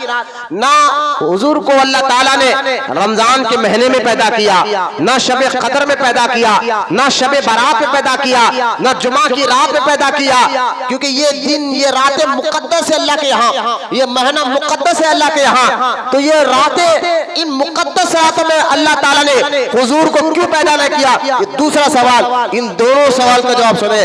अल्लाह ताला ने हुजूर को, हमारे नबी को जो है रमजान में, शबे कद्र में, शबे जुमा में, शबे बारात में इसलिए पैदा नहीं किया। अगर पैदा कर देता हुजूर को अल्लाह ताला शबे कद्र की रात को, या रमजान के मुबारक महीने में पैदा करता, या शबे जुमा में पैदा करता, तो आगे चलकर कुछ लोग ये बोल सकते थे, ये कह सकते थे, हुजूर को जो मुकाम मर्तबा मिला है, जो हुजूर को अल्लाह ने शान अता फरमाई है, रमजान के सदक़े में मिला है, शबे कद्र के सदक़े में मिला है, शबे जुमा के सदक़े में मिला है, लिहाजा अल्लाह ताला आलिमुल गायब व शहादा है, वो हर चीज का जानने वाला है। अल्लाह जानता था आगे चलकर कुछ ऐसे बंदे होंगे जो हुजूर को कहेंगे, अरे हुजूर की क्या शान है, वो रमजान में पैदा हो तो हुजूर को ये मुकाम मिला, शबे कद्र में पैदा हो तो हुजूर को ऐसा मुकाम मिला, शबे जुमा में पैदा हो तो हुजूर को ऐसा मुकाम मिला। लिहाजा अल्लाह ताला हर चीज का जानने वाला है। अल्लाह ताला ने आपके और हमारे नबी को न रमजान में पैदा किया, न शबे कद्र की रात में पैदा किया, न शबे जुमा में पैदा किया, न शबे बारात में पैदा किया, बल्कि महीना भी रबीउल अव्वल का लिया, दिन भी पीर का लिया, ताकि सारे इंसानों को क़यामत तक के आने वाले लोगों को पता चल जाए मेरे हबीब पर एहसान सिवाय रब के किसी का नहीं है। जब सारी कायनात पर अल्लाह के बाद किसी का एहसान है तो मेरे मुस्तफा का एहसान है, हुजूर का एहसान सब पर है। रमजान पर एहसान हुजूर का है। अगर हुजूर नहीं आते तो रमजान कहां से मिलता, शबे कद्र कहां से मिलती, शबे बारात कहां से मिलती? ये सारी मुकद्दस रातें, मुकद्दस महीने दिए किसने? हुजूर ने अता फरमाया। लिहाजा अलैहिस्सलातु वस्सलाम, तो एक तो जवाब मैंने दे दिया, इसलिए अल्लाह ताला ने रबीउल अव्वल का महीना लिया, रमजान का महीना इसलिए नहीं लिया कहता कि लोग बकवास ना करे, शबे कद्र की रात इसलिए नहीं लाके लोग आगे चलकर बकवास ना करे कि इनकी वजह, रात की वजह से मुकाम मिला ना, महीना भी रबीउल अव्वल का लिया ताकि लोगों को पता चला है इस शबे कद्र को भी जो इज्जत मिली है ये मदीने वाले आका के वसीले से मिली है। ये बात समझने की है।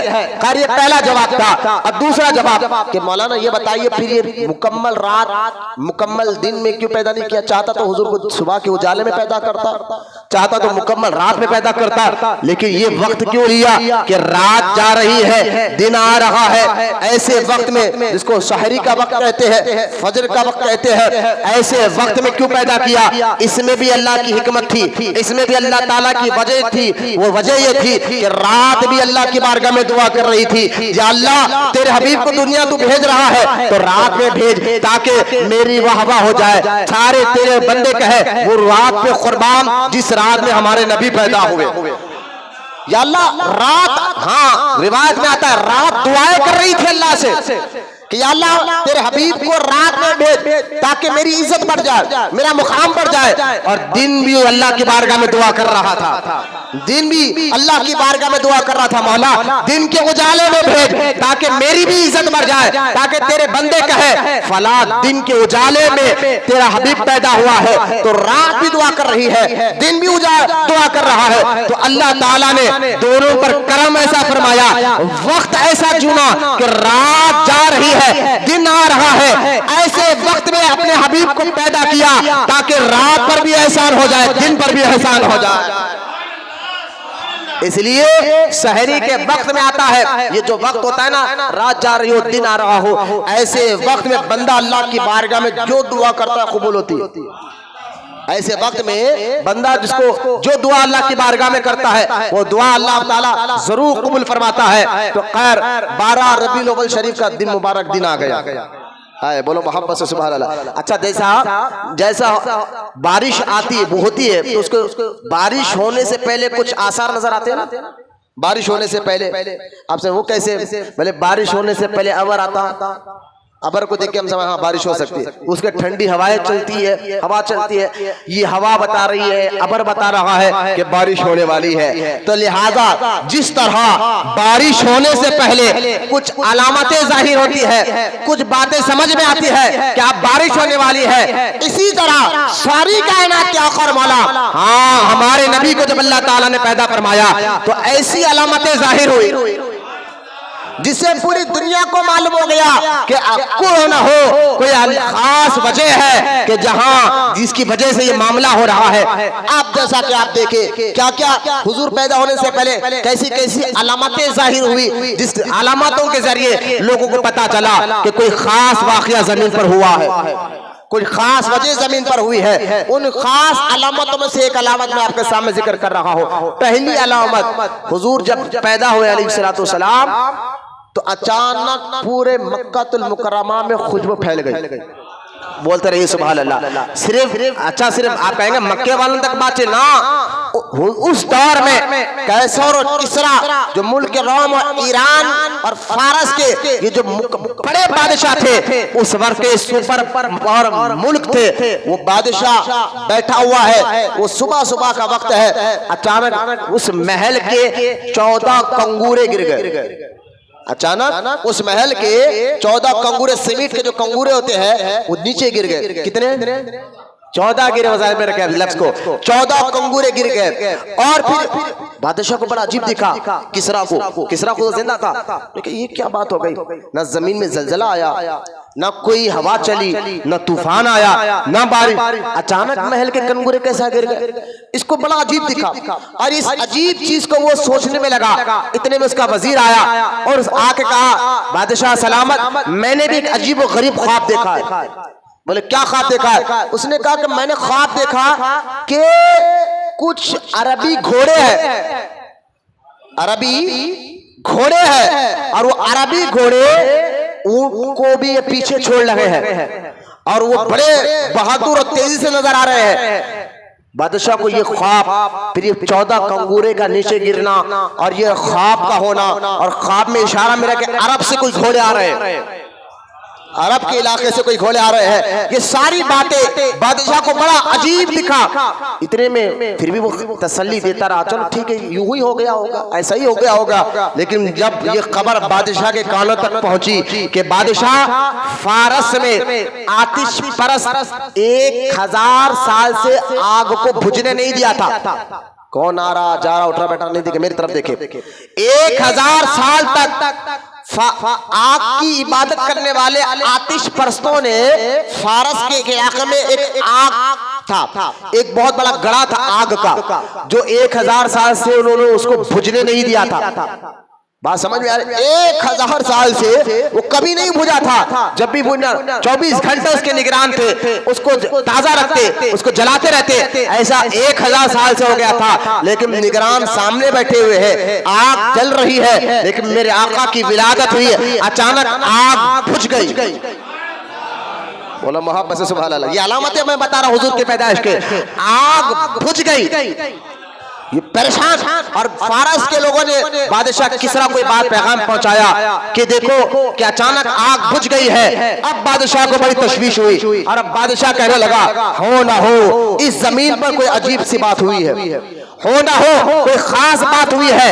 अचानक महल के कंगूरे गिरना, मेरे वजीर को ये ख्वाब पड़ना कि अरब के घोड़े बहादुरी की तरफ आ रहे हैं, और ये 1000 साल से जो आग जल रही है, निगरान बैठे हुए निगरानी करने वाले, फिर भी आग का अचानक बुझ जाना ये कोई मामूली बात नहीं है। बादशाह किसरा ने जब एक काहिन को बुलाया और बुलाकर उसकी वजह मालूम की, तो उस काहिन ने कहा, बादशाह वजह यही है, बताता हूँ। पहली वजह कि आपने 14 कंगूरे जो गिरे हैं ना, बोले हाँ, अरब में उस नबी का जिक्र जो पहली किताबों में आया है, लगता है वो नबी पैदा हो चुका है।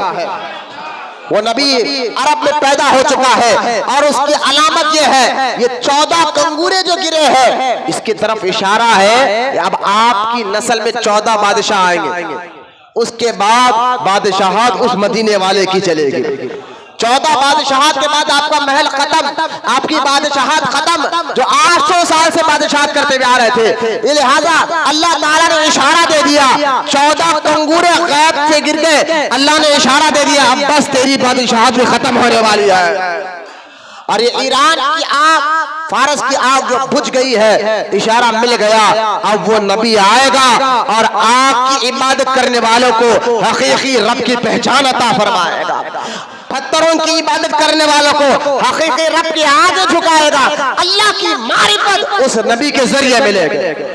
अब ये ईरान में, रूम में, उस दौर हुजूर के दौर मुबारक में ये सारा मामला हुजूर पैदा हुए और ये बात ना इंटरनेट का दौर, ना फेसबुक का दौर, ना यूट्यूब का दौर, खुदरंदे ऐसे इंतजाम किए थे हबीब की पैदाइश के कि बादशाह को भी पता चल गया कि आखिरी नबी आ चुका है। इधर तो अरब में ये तो दूर दूर ममालिक का ये हाल था और करीब काबतुल्लाह में हुजूर के दादा मोहतरम सैयदना अब्दुल मुत्तलिब रज़ी अल्लाह ताला अन्हु फरमाते हैं कि मैं उस रात, जिस रात मेरा पोता मोहम्मद सल्लल्लाहु अलैहि वसल्लम पैदा हुए, तो हजरत अब्दुल मुत्तलिब कहते हैं मैं काबे का तवाफ कर रहा था, मैं काबे का तवाफ कर रहा था और अचानक मैंने देखा कि काबे के अंदर जो 360 बुत थे वो गिर गए, रेजा रेजा टुकड़े टुकड़े हो गए और काबे के सामने जहां भी जमजम का कुआं है, मुकाम इब्राहिम है, वहां पर हुबुल नामी एक बहुत बड़ा बुत, एक मूर्ति वहां रखी थी। मक्के वाले उसकी बड़ी इज्जत करते थे, उसकी बड़ी इबादत करते थे। हजरत अब्दुल मुत्तलिब कहते हैं मैंने अपनी आंखों से देखा हुबुल भी गिर गया, हुबुल खुद ब खुद गिर गया और गिरने के बाद हजरत अब्दुल मुत्तलिब कहते हैं ये वाकया, एक तो काबे के अंदर जो है जो बुत थे वो गिर गए, हुबुल गिर गया और आगे चलकर अब्दुल मुत्तलिब कहते हैं खुदा की कसम मैंने अपनी आंखों से देखा कि काबा मेरी बहू बीबी आमिना के घर की तरफ झुक गया, जैसा कोई बंदा सजदा करता है ऐसा काबा बीबी आमिना के घर की तरफ झुक गया और गैब से आवाज आने लगी, उन पत्थरों से, उस काबे से आवाज आने लगी अस्सलातु वस्सलाम अलैका या नूर अल्लाह, ए अल्लाह के नूर आज दुनिया में तशरीफ लेकर आ गया है। और काबा ये कहने लगा मुझे बुतों से पाक कर अल्लाह का पाक घर बनाने वाला आ गया है। इसलिए इमाम अहमद रज़ा कहते हैं हाजियो आओ शहीशा का रोजा देखो, काबा तो देख चुके काबे का काबा देखो, काबा तो देख चुके काबे का काबा देखो। अल-गरज ये अलामात जाहिर हो रहे हुजूर अभी पैदा हुए, रोम के बादशाह के महल के कंगूरे गिर गए, आग बुझ गई, वजीर ने ख्वाब देखा और अरब में क्या हुआ कि काबे के अंदर बुत गिर गए और बाहर बड़े बड़े बुत सारे गिर गए। अब ये तो शहर के अंदर रहने वालों के हाल था, जरा आगे बढ़ो, आओ उस मजदूरों से पूछो जो खेतों में उस वक्त खेती बाड़ी कर रहे थे, उस वक्त सुबह सुबह का टाइम, आज भी देखे जो किसान होते हैं फजर से पहले खेत में रहते हैं, ये आज भी तरीका है। तो लिहाजा उस वक्त की ये बात है कि उस वक्त शहर में तो ये आलामात दिख रहे थे ना, लेकिन उस वक्त क्या हुआ जो खेत में थे, जो किसान थे, जो खेतों में रह रहे थे, खुदा की कसम जब खेती बाड़ी में जा रहे थे वो कहते हैं हमने देखा कि अचानक अबुल हारिस यानी शेर नजर आया और एक लोमड़ी नजर आई और लोमड़ी जो है मेरे एक बकरी को, मेरे एक जानवर को खींच कर ले जाने लगी। तो मैं दौड़ता हुआ गया और दौड़ कर अपनी बकरी को उससे बचाया और बचाना था तो उस लोमड़ी ने मुझसे इंसानों की तरह बात की, इंसानों की तरह बात की। तो मैं ताज्जुब में हो गया कि ये लोमड़ी ने कहा अल्लाह ने हमारा रिज़्क़ रखा, इसमें तू खींच रहा है, तू खींच ले रहा है। तो उस किसान कहता है, वो अरब का बत्तू कहता है मैं हैरान हो गया, एक जानवर भी इंसान की तरह बात कर रहा है। तो इतने में वो जानवर कहने लगा तू हैरान है बात करने पर, हैरानी तो हमें इस वक्त हो रही है आखिरी नबी दुनिया में आ चुका है, वो बीबी आमीना के घर पैदा हो चुका है और तुम्हें अभी तक खबर नहीं है। जाओ जाकर देखो। और सारा वो जोमड़ी कहती है हम जंगल में रहने वाले जानवर, चाहे शेर हो या बबर, आपस में किसान कहते हमने सुना कि आपस में वो एक दूसरे को मुबारकबादी जानवर दे रहे थे कि मुबारक हो, सारी कायनात का आखिर मौला दुनिया में आ गया। मुझे बताइए, जानवर मुबारकबादी दे रहे थे। ये मैंने कहा ना, कोई किस्सा कहानी नहीं सुना रहा हूं। जैसे मेरे सरकार है ऐसा कोई नहीं। पहले नबी का आदब दिल में लाओ तो ये बातें समझ में आती है। जो वहां भी बदअकीदा सलाम से आपको दूर कर रहे हैं, फातिहा से आपको दूर कर रहे हैं, हुजूर का आदब एहतराम मिलाद से आपको दूर करना चाहते हैं, असल में उनका मकसद और इरादा आपके दिलों से अजमती और इज्जत रसूल निकालना मकसद है। लिहाजा मैं आपको बता रहा हूँ, अजमत किसी इंसान की अजमत मोहब्बत कब होती है? जब हमें उसका मुकाम और मर्तबा समझ में आता है। मोहब्बत तभी तो होती है यार ये बड़ा नेक आदमी है, जब आप उसको पहचानने लग जाते हैं। मैंने कहा हुजूर को पहचानना तो सिवाय रब के हुजूर की हकीकत को कोई नहीं पहचान सकता, लेकिन जो हदीसों में जिक्र आया है, जो वाकयात आए हैं, वो आपके सामने बताकर मैं बताना और ये आपको समझाना चाहता हूँ जैसे मेरे सरकार है ऐसा नहीं। बोले मोहब्बत से सुभान अल्लाह। बेचैनी खत्म करिए, फिर कह रहा हूँ मैं नाम लेकर बोलूंगा बाहर जाइए। परवाने एक दो आदमी बैठा तो बोला सुकून से बैठे, चेहरे पे खुशी लाइए, चेहरे पर खुशी लाकर बैठे। मौलाना अल्लाह का करम है आप मस्जिद में कि हुजूर अलैहिस्सलाम की पैदाइश में अब आप जाए। ये तो मैंने बता दिया दूर दूर मुमालिक में क्या हो रहा था, हरम में क्या हो रहा था, हरम के बाहर जंगलों में क्या हो रहा था। अब मुझे बताइए हुजूर की पैदाइश में मुबारकबादी जानवर दे रहे हैं। हुजूर की पैदाइश हो तो जानवर इंसानों की तरह बात कर मुबारकबादी दे रहे हैं। लेकिन हाँ, एक हदीस पाक में आता है, क़साइसुल कुबरा में हदीस पाक मौजूद है। हुजूर अलैहिस्सलाम जब पैदा हुए, बैठिए, हुजूर अलैहिस्सलाम जब पैदा हुए उस वक्त सारी कायनात में खुशियां, मैंने आपको अभी बताया कि हुजूर अलैहिस्सलाम की पैदाइश अल्लाह ताला ने जमीन आसमान को खुशबू से मुअत्तर कर दिया था। जानवर एक दूसरे को मुबारकबादी दे रहे थे और कायनात में खुशबू ही खुशबू महक रही थी। लेकिन आता है रिवायत में ये तक आता है कि हरम में सुबह सुबह फजर की नमाज के बाद ताजिर जमा होते थे और जमा होकर वो वहां बैठकर, बड़े बड़े ताजिर कारोबार करने वाले वहां बैठकर प्लानिंग करते, उसके बाद वो कारोबार को जाते। अब एक ताजिर आया, बैठा है हरम के सामने और चेहरा बता रहा है कि बड़ी हैरत में। तो उसने कहा, दूसरा ताजिर आया, आकर कहा क्या भाई चलना है कारोबार के लिए, जानने से पहले आप तो बताओ ये हैरत क्यों है आपके चेहरे पर? बड़ा यानी अजीब कोई वाकया हो जाए तो हम भी कहते यार ऐसा हो, ऐसे हो, हैरत को देखते। तो लिहाजा दूसरा ताजिर कहता है ये आपके चेहरे पे हैरत क्यों है? कहा तुझे कुछ बदलाव नजर नहीं आता? बोले क्या बदलाव? कहा कुछ तो समझ नहीं आता। अचानक जो मैं मक्के के पहाड़ों से खुशबू मुअत्तर होने लगे। ये मक्के के पहाड़ों से खुशबू क्यों कहां से आ रही है? अचानक ये काबेतुल्लाह के इर्द गिर्द खुशबू क्यों महक रही है? ये बात कहने लगा तो आने वाला ताजिर कहता है उससे बड़ी बात बताऊं? बोले क्या? मैं भी हैरत में हूँ, मैं भी एक चीज की ताज्जुब में हूँ। क्यों? रात तक मेरे खेत बिल्कुल सूख चुके थे, पानी नहीं है, पानी की वजह। उठना बैठना खत्म करो यारो। जिसके वो ताजिर कहता है खुदा की कसम जब मैं सुबह 12 अप्रैल की सुबह देखा तो खेत हरे भरे हो चुके थे। ताजुब तो मुझे भी है कि अचानक जो है खेत हरे भरे हो गए। तीसरा आता है तो और दोनों कहता है चलना है, तो दोनों ने कहा तुझे कुछ बदलाव नजर नहीं आता?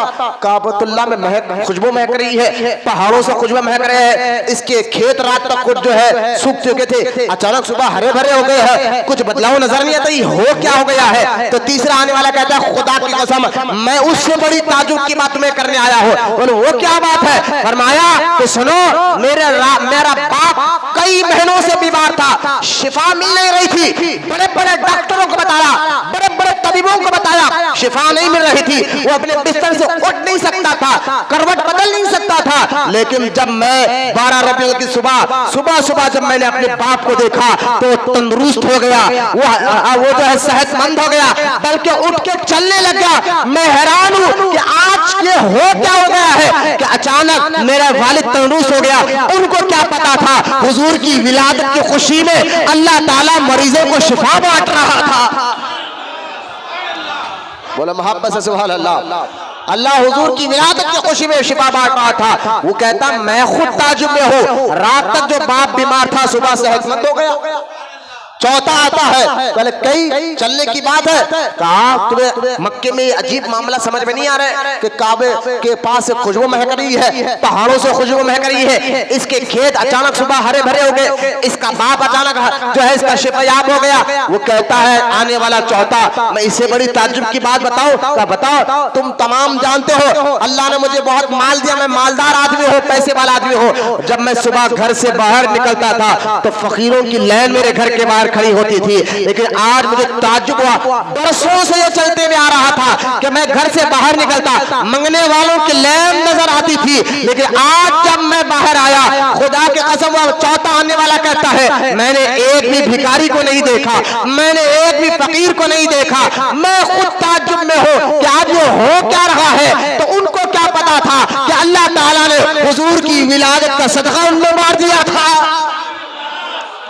हुजूर की विलादत का सदका उनमें मार दिया था। ये चारों आपस में बात कर रहे थे। पांचवा ताजिर आता है, पांचवा ताजिर आता है और आकर कहता है कि चलना है कारोबार के लिए। वो चारों कहते हैं तुम्हें मक्के में इनकलाब नजर नहीं आ रहा, काबे में इनकलाब नजर नहीं आ रहा, अचानक मक्के से खुशबू महक रही है, पहाड़ियों से खुशबू महक रही है, काबतुल्लाह से खुशबू महक रहा है, इसका खेत हरा भरा हो गया, इसका बाप ठीक हो गया, इसके घर के बाहर एक फकीर नजर आ गया। आप बताओ तुम्हें ये बदलाव नजर नहीं आ रहा? तो पांचवा आने वाला कहता मैंने इससे बड़ी तब्दीली देखी है, मैंने इससे बड़ी तब्दीली देखी है। चारों पूछते तूने क्या देखा है? कहा खुदा की कसम मैंने देखा सरदार मक्का अब्दुल मुत्तलिब के गोद में एक चांद से भी ज्यादा खूबसूरत लड़का है, चांद से भी ज्यादा खूबसूरत एक लड़का है, और अब्दुल मुत्तलिब उस लड़के को लेकर काबे की तरफ जा रहे थे। मेरी आंख देख रही थी। वो पांचवा ताजिर कहता खुदा के कसम मैं देख रहा था कि अब्दुल मुत्तलिब उस लड़के को लेकर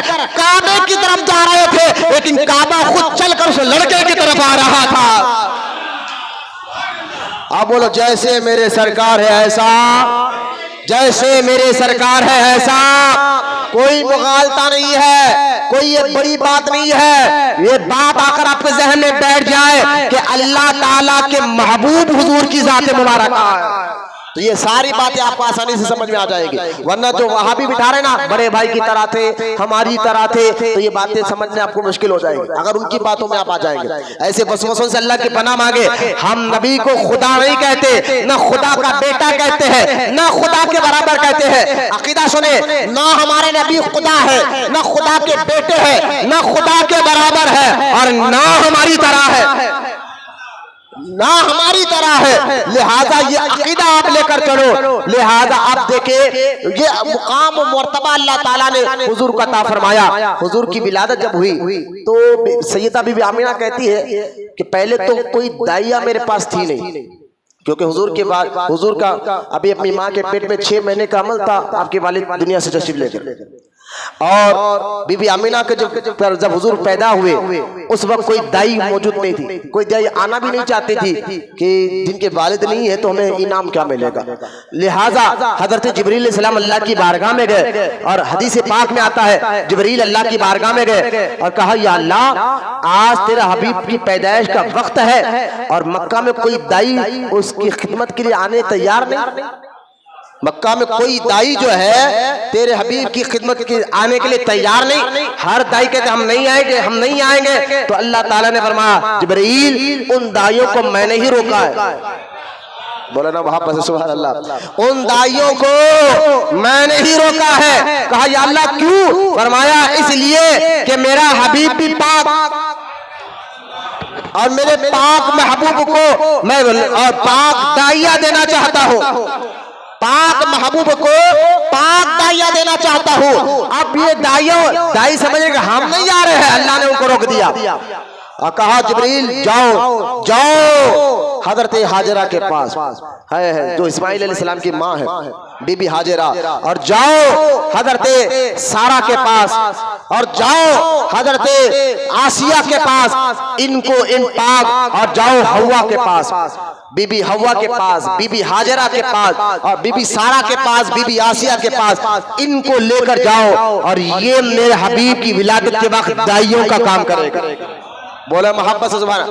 कहा जिब्रील ने, या अल्लाह वो तो दुनिया से जाकर करोड़ साल हो गया हव्वा, बीबी हव्वा और बीबी हाजरा, ये तो बात समझ में आ रही है कि बीबी हाजरा नबी की माँ, बीबी हव्वा ये सारे इंसानों की माँ, बीबी सारा ये भी नबी की माँ, लेकिन ये जो आसिया है इनको तूने क्यों चुना? सीधा बैठो बेटे, यही बच्चे सीधा बैठो, टेका लेकर बैठो, मेरी तरफ देखो, सामने देखिए, लिहाजा इनको तूने क्यों चुना? बीबी आसिया को, ये तो फिरौन की बीवी थी, लेकिन इनको आज ये खिदमत दे रहा है, तो ये खिदमत दे रहा है क्या तेरे हबीब की दाइया बनकर जाए, तेरे हबीब की दाई बनकर जाए, ये खिदमत क्यों दे रहा है? तो अल्लाह ताला ने फरमाया जिब्रील, हाजरा को तो तू जानता है वो नबी की माँ है, सारा भी नबी की माँ है, हवा भी तो नबियों की माँ है, लेकिन हमने आसिया को इसलिए चुना है कि आसिया है तो फिरौन की बीवी, लेकिन लाई थी ईमान हम पर, ईमान लाई थी, और इसने खिदमत की थी मूसा अलैहिस्सलाम की, इसमें मूसा अलैहिस्सलाम की खिदमत की थी। तो अल्लाह ताला ने फरमाया, ऐ जिब्रील, हमने आसिया से कहा था तूने हमारे नबी मूसा की खिदमत की है, लिहाजा हम तुझे अपने हबीब के दाइया बनाएंगे, ये इनाम हमने इसलिए दिया है, लिहाजा। अब देखे जिब्रील अलैहिस्सलाम इन चारों को कब्रों से निकाले, बोलो ना सुभान अल्लाह। अल्लाह के नेक महबूब बंदे भी कब्रों से निकलकर मदद के लिए आ सकते हैं। ये मसले का हल देखे आप, हदीस में क़साइसुल कुबरा में आता है, इन चारों को लेकर जिब्रील अलैहिस्सलाम गए और जाकर एक माँ ने पेशानी चुमी, एक माँ ने हाथ चुमा, एक माँ ने जो है गाल चुमा, और एक माँ ने कदम चुमा। बीबी आमिना कहती है मैंने आँख खोली और उनसे पूछा, आप तो न अरब के रहने वाले हैं, न मक्के के रहने वाले हैं, न मदीने वाली औरत है, आप कौन से हो, कौन सी दाया हो? उन चार मुकद्दस ख़वातीन ने कहा कि ऐ आमिना, हम हव्वा है, हम हाजिरा है, हम आसिया है, हम सारा है, हम तेरी खिदमत के लिए अल्लाह ने हमें भेजा। बोलो मोहब्बत से सुभान अल्लाह।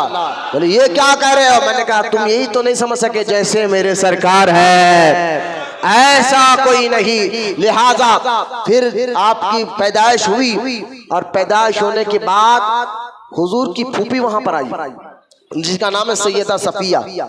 क्या नाम है? सैयदा सफिया रज़ी अल्लाह ताला, जो हुजूर की फूफी है, वो आई, और एक रिवायत में सैयदा शिफा भी थी साथ, वो आई।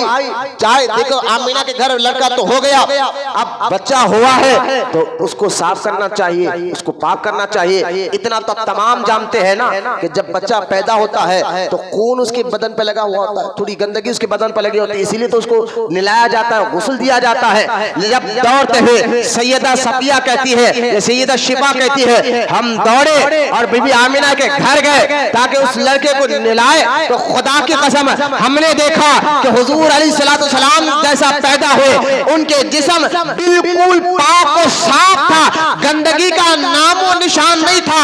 गैब से आवाज आई, शिफा किसको पाक करने आई है? ये मेरा महबूब है जो सारी कायनात को पाक करने आया है। हुजूर के जिस्म पर गंदगी नहीं थी, बोलो सुभान अल्लाह।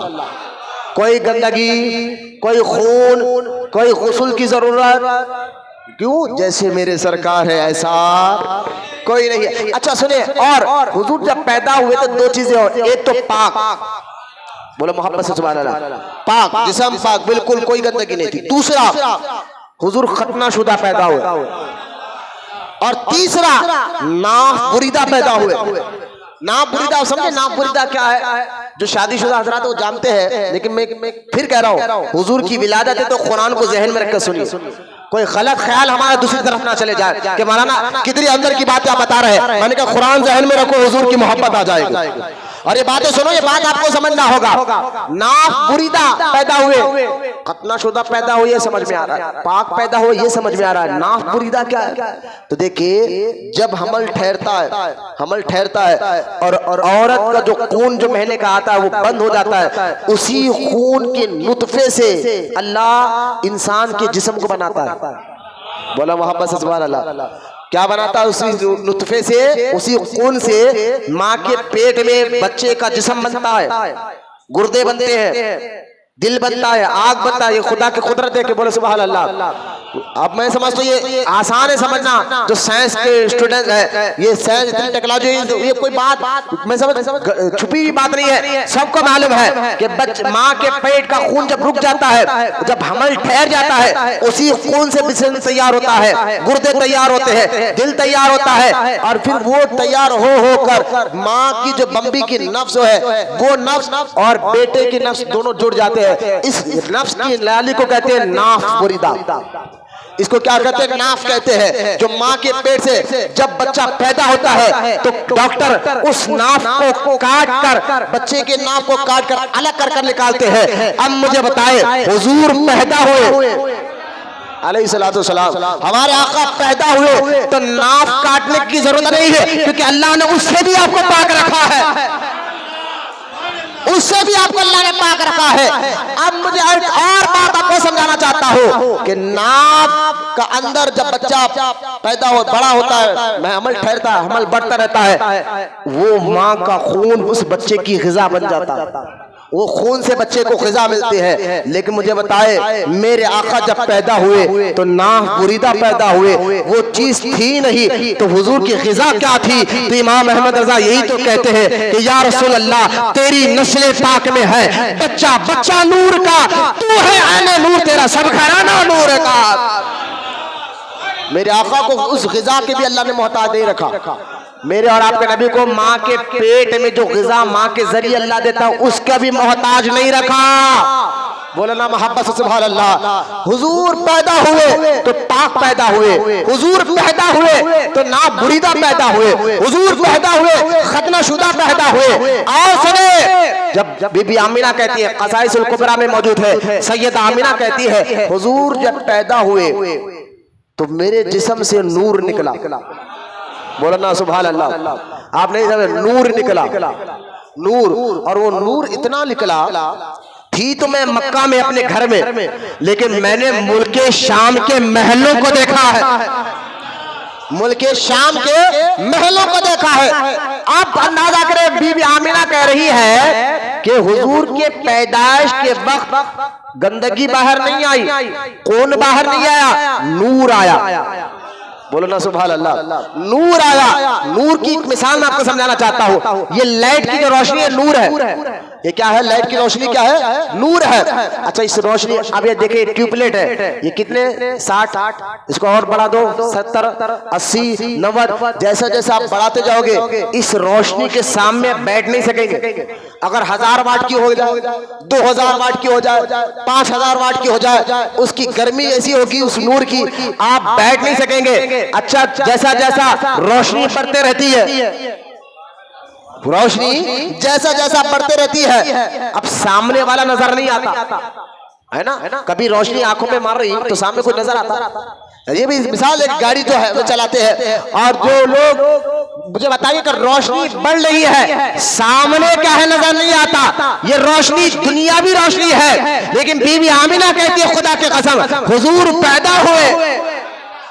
बोलो मोहब्बत से सुभान अल्लाह। क्योंकि दिन छोटा हो गया है, मैं बयान मेरा 10 मिनट पहले मैं बयान खत्म करूंगा, क्योंकि दिन वक्त बहुत कम हो गया, दिन छोटा हो गया तो वक्त भी मैं कम दूंगा। सिर्फ 5 मिनट रह गए हैं, मेरी बात को सुने आप, उसके बाद मैं बयान खत्म करूंगा। थोड़े से जमात जल्दी बनाऊंगा, वरना उम्मीद मेरी आदत है कि मैं जमात 2:45 को ठहराता हूँ, लेकिन पहले 10 मिनट पहले होगी, क्योंकि दिन छोटा हो गया। मैं कहूंगा कि आप लोग वक्त से पहले तशरीफ लाइए इंशाअल्लाह।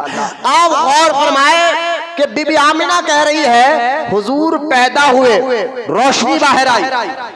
रोशनी बढ़ जाती है तो नजर कुछ नहीं आता, लेकिन बीबी आमिना क्या कह रही है, जैसा ही वो रोशनी मेरी आंखों पर पड़ी तो मैं थी तो मक्के में, लेकिन मैंने मुल्क शाम के महलों को देखा है।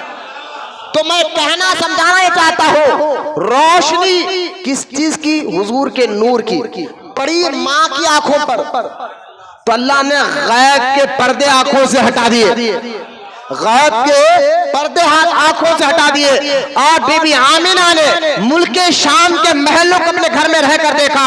तो बताइए, जिसकी रोशनी पड़ जाए अल्लाह उसको गैब बता देता है, तो मेरे नबी खुद कितने गैब जानने वाले नबी हो गए। ये कहना कि नबी को दीवार के पीछे क्या नहीं मालूम, मैंने कहा ये तेरे, तू किसका कलमा पढ़ता हमें नहीं मालूम। वहाबियों में लिखा है, बदअकीदा वहाबियों ने अपनी किताबों में ये बात को लिखा है, हुजूर को तो दीवार के पीछे का इल्म नहीं होता, यानी इस दीवार के पीछे क्या है ये हुजूर नहीं जानते। मैंने कहा तू किसका कलमा पढ़ता हमें नहीं मालूम है, जिस नबी का हम कलमा पढ़ते हैं उस नबी को अल्लाह ने ऐसा इल्म अता फरमाया है। अरे उस इल्म की रोशनी का एक झलक हजरत आमिना पर पड़ जाए, वो अपने शहर मक्का में रह के दूसरे शहर के महल्लात को देख रही है। ये आपके नूर का आलम है, तो मेरे आखिर का आलम क्या होगा? जैसे मेरे सरकार है ऐसा, ये बात ज़हन में बिठा लीजिए, आप अपने गुट्टी में बिठा लीजिए। अब आगे बढ़े, एक तो नूर निकला, खतनाशुदा पैदा हुए, पाक पैदा हुए, और ये बात फिर आप देखें, जैसा ही पैदा हुए सजदे में चले गए, बोला मोहब्बत से सुभान अल्लाह, सजदे में चले गए। और सजदे में जाकर हम क्या पढ़ते हैं? हम भी नमाज में सजदे में जाकर क्या करते हैं? सुभान रब्बियल आला, यही पढ़ते हैं ना। हुजूर अलैहिस्सलातु वस्सलाम सजदे में गए, पहले तो उंगली आसमान की तरफ उठाकर कहा अहद। पहला क्या लफ्ज क्या था हुजूर का जुबान का? अहद, अल्लाह एक है, पहला लफ्ज था अहद। और फिर सजदे में सह जाकर कहते हैं रब्बी हबली उम्मती। हाँ बोलो मोहब्बत से सुभान अल्लाह। हुजूर पैदा हुए तो क्या कहा सजदे में जाकर? रब्बी हबली उम्मती, ऐ मेरे रब मेरी उम्मत को बख्श दे, ऐ मेरे रब मेरी उम्मत को बख्श दे। ये जुमला कहना था, हम हुजूर की उम्मती ने ये तय कर लिया। हुजूर पैदा हुए तो हमें नहीं बोला, आज के बाद हम हुजूर की विलादत को नहीं भूलेंगे, इसलिए हम मिलाद कर रहे हैं, इसलिए आप मिलाद कर रहे हैं। और इंशाअल्लाह हश्र तक डालेंगे पैदाइश मौला की धूम, मिसले फारश नजदी के खिले गिलाते जाएंगे। कोई भी वहां भी कितनी कोशिश कर ले। मैंने जुमा में खिताब किया था मक्का मस्जिद के बारे में, अल्हम्दुलिल्लाह हजारों की तादाद में वो वीडियो वायरल हुआ।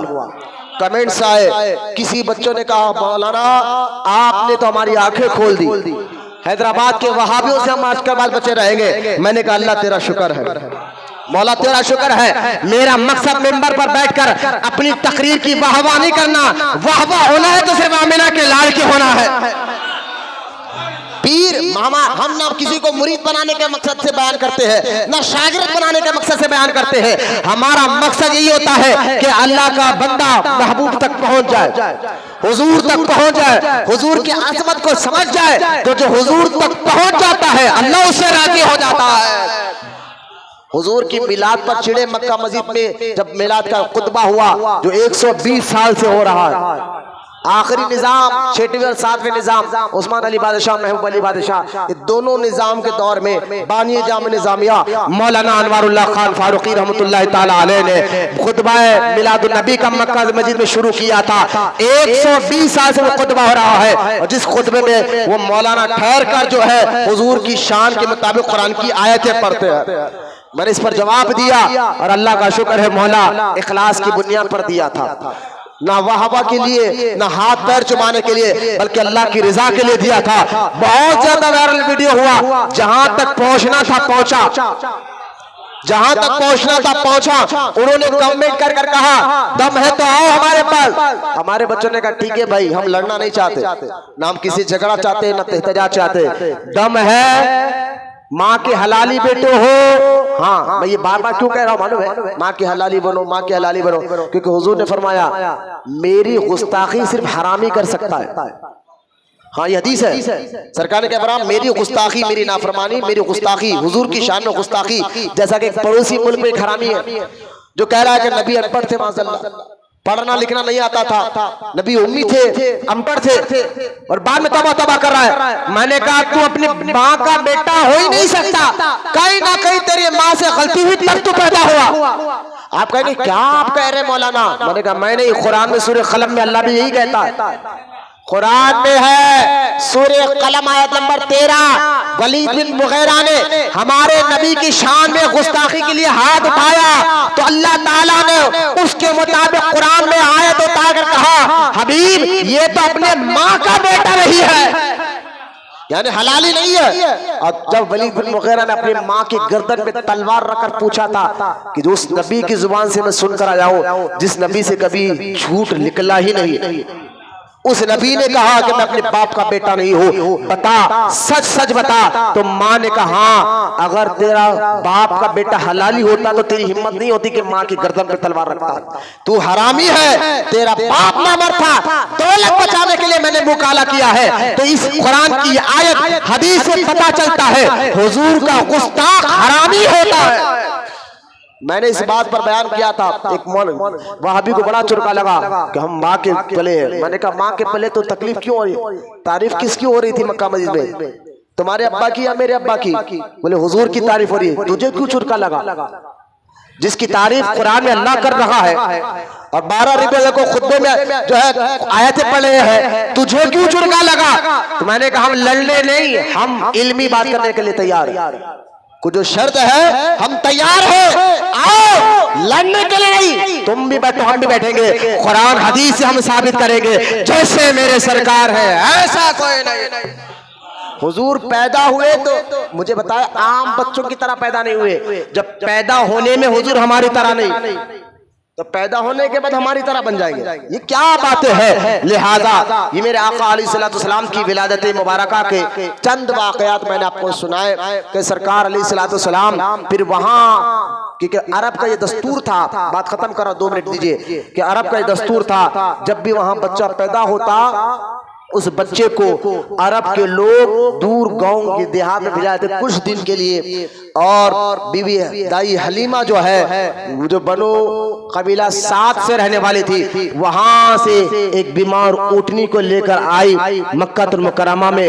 जब तक वो आती मक्के के बड़े बड़े अमीर घरानों के बच्चे को दाइयों ने ले लिया था, सिवाय हलीमा के देखा कि एक लड़का है जिसको मक्के के दाइया जो वहां से आए बच्चों को लेने के लिए यतीम समझकर छोड़ रहे हैं। लेकिन उनको क्या मालूम है मेरे आका यतीम दुर्रे यतीम है, यतीमों के भी सहारा हमारे आका है। हाँ अच्छा, हुजूर के अल्लाह ताला ने हुजूर को क्यों यतीम पैदा किया, उसकी 3 वजह। यतीम से मुराद हम डायरेक्ट यतीम नहीं कहेंगे, दुर्रे यतीम कहेंगे हुजूर, यानी दुर्रे यतीम यानी यतीमों का भी सहारा।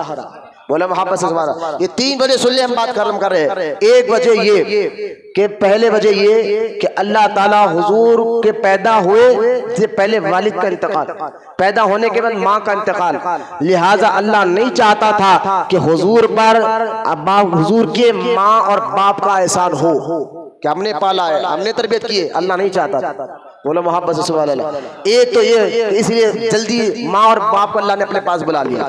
दूसरी वजह यह है कि अल्लाह जानता था कि कई यतीम पैदा होंगे क़यामत तक, तो वो उनका दिल नाराज होगा, तो उनको हिम्मत मिलेगी कि जिस नबी का हम कलमा पढ़ते हैं अल्लाह ताला ने उनको दुर्रे यतीम बनाकर भेजा ताकि क़यामत तक यतीमों को एक हिम्मत मिले, एक सहारा मिले। लिहाजा 2 वजह थी, दूसरी वजह थी। और तीसरी वजह, अगर माँ बाप को जिंदा रखता अल्लाह ताला और फिर हुजूर के और भाई बहन पैदा होते तो लोग वो भी कहते थे कि ए मोहम्मद सल्लल्लाहु अलैहि वसल्लम जिसके आप बेटे उनके हम भी बेटे हैं, उनके हम भी भाई, आपके भाई आपके बहन है। और अल्लाह हुजूर को यक बनाना चाहता था उनका, इसलिए किसी का एहसान नहीं रखा, इसलिए अल्लाह ताला ने आपको दुर्रे यतीम बनाकर दुनिया में भेजा है। और जब सरकार अलैहिस्सलाम को देखकर दाई हलीमा ने खुद कहा, जब मैं उनको लेकर अपने घर आई और आने के बाद इनकी जो बरकतें मैंने देखी है इनकी वजह से, वो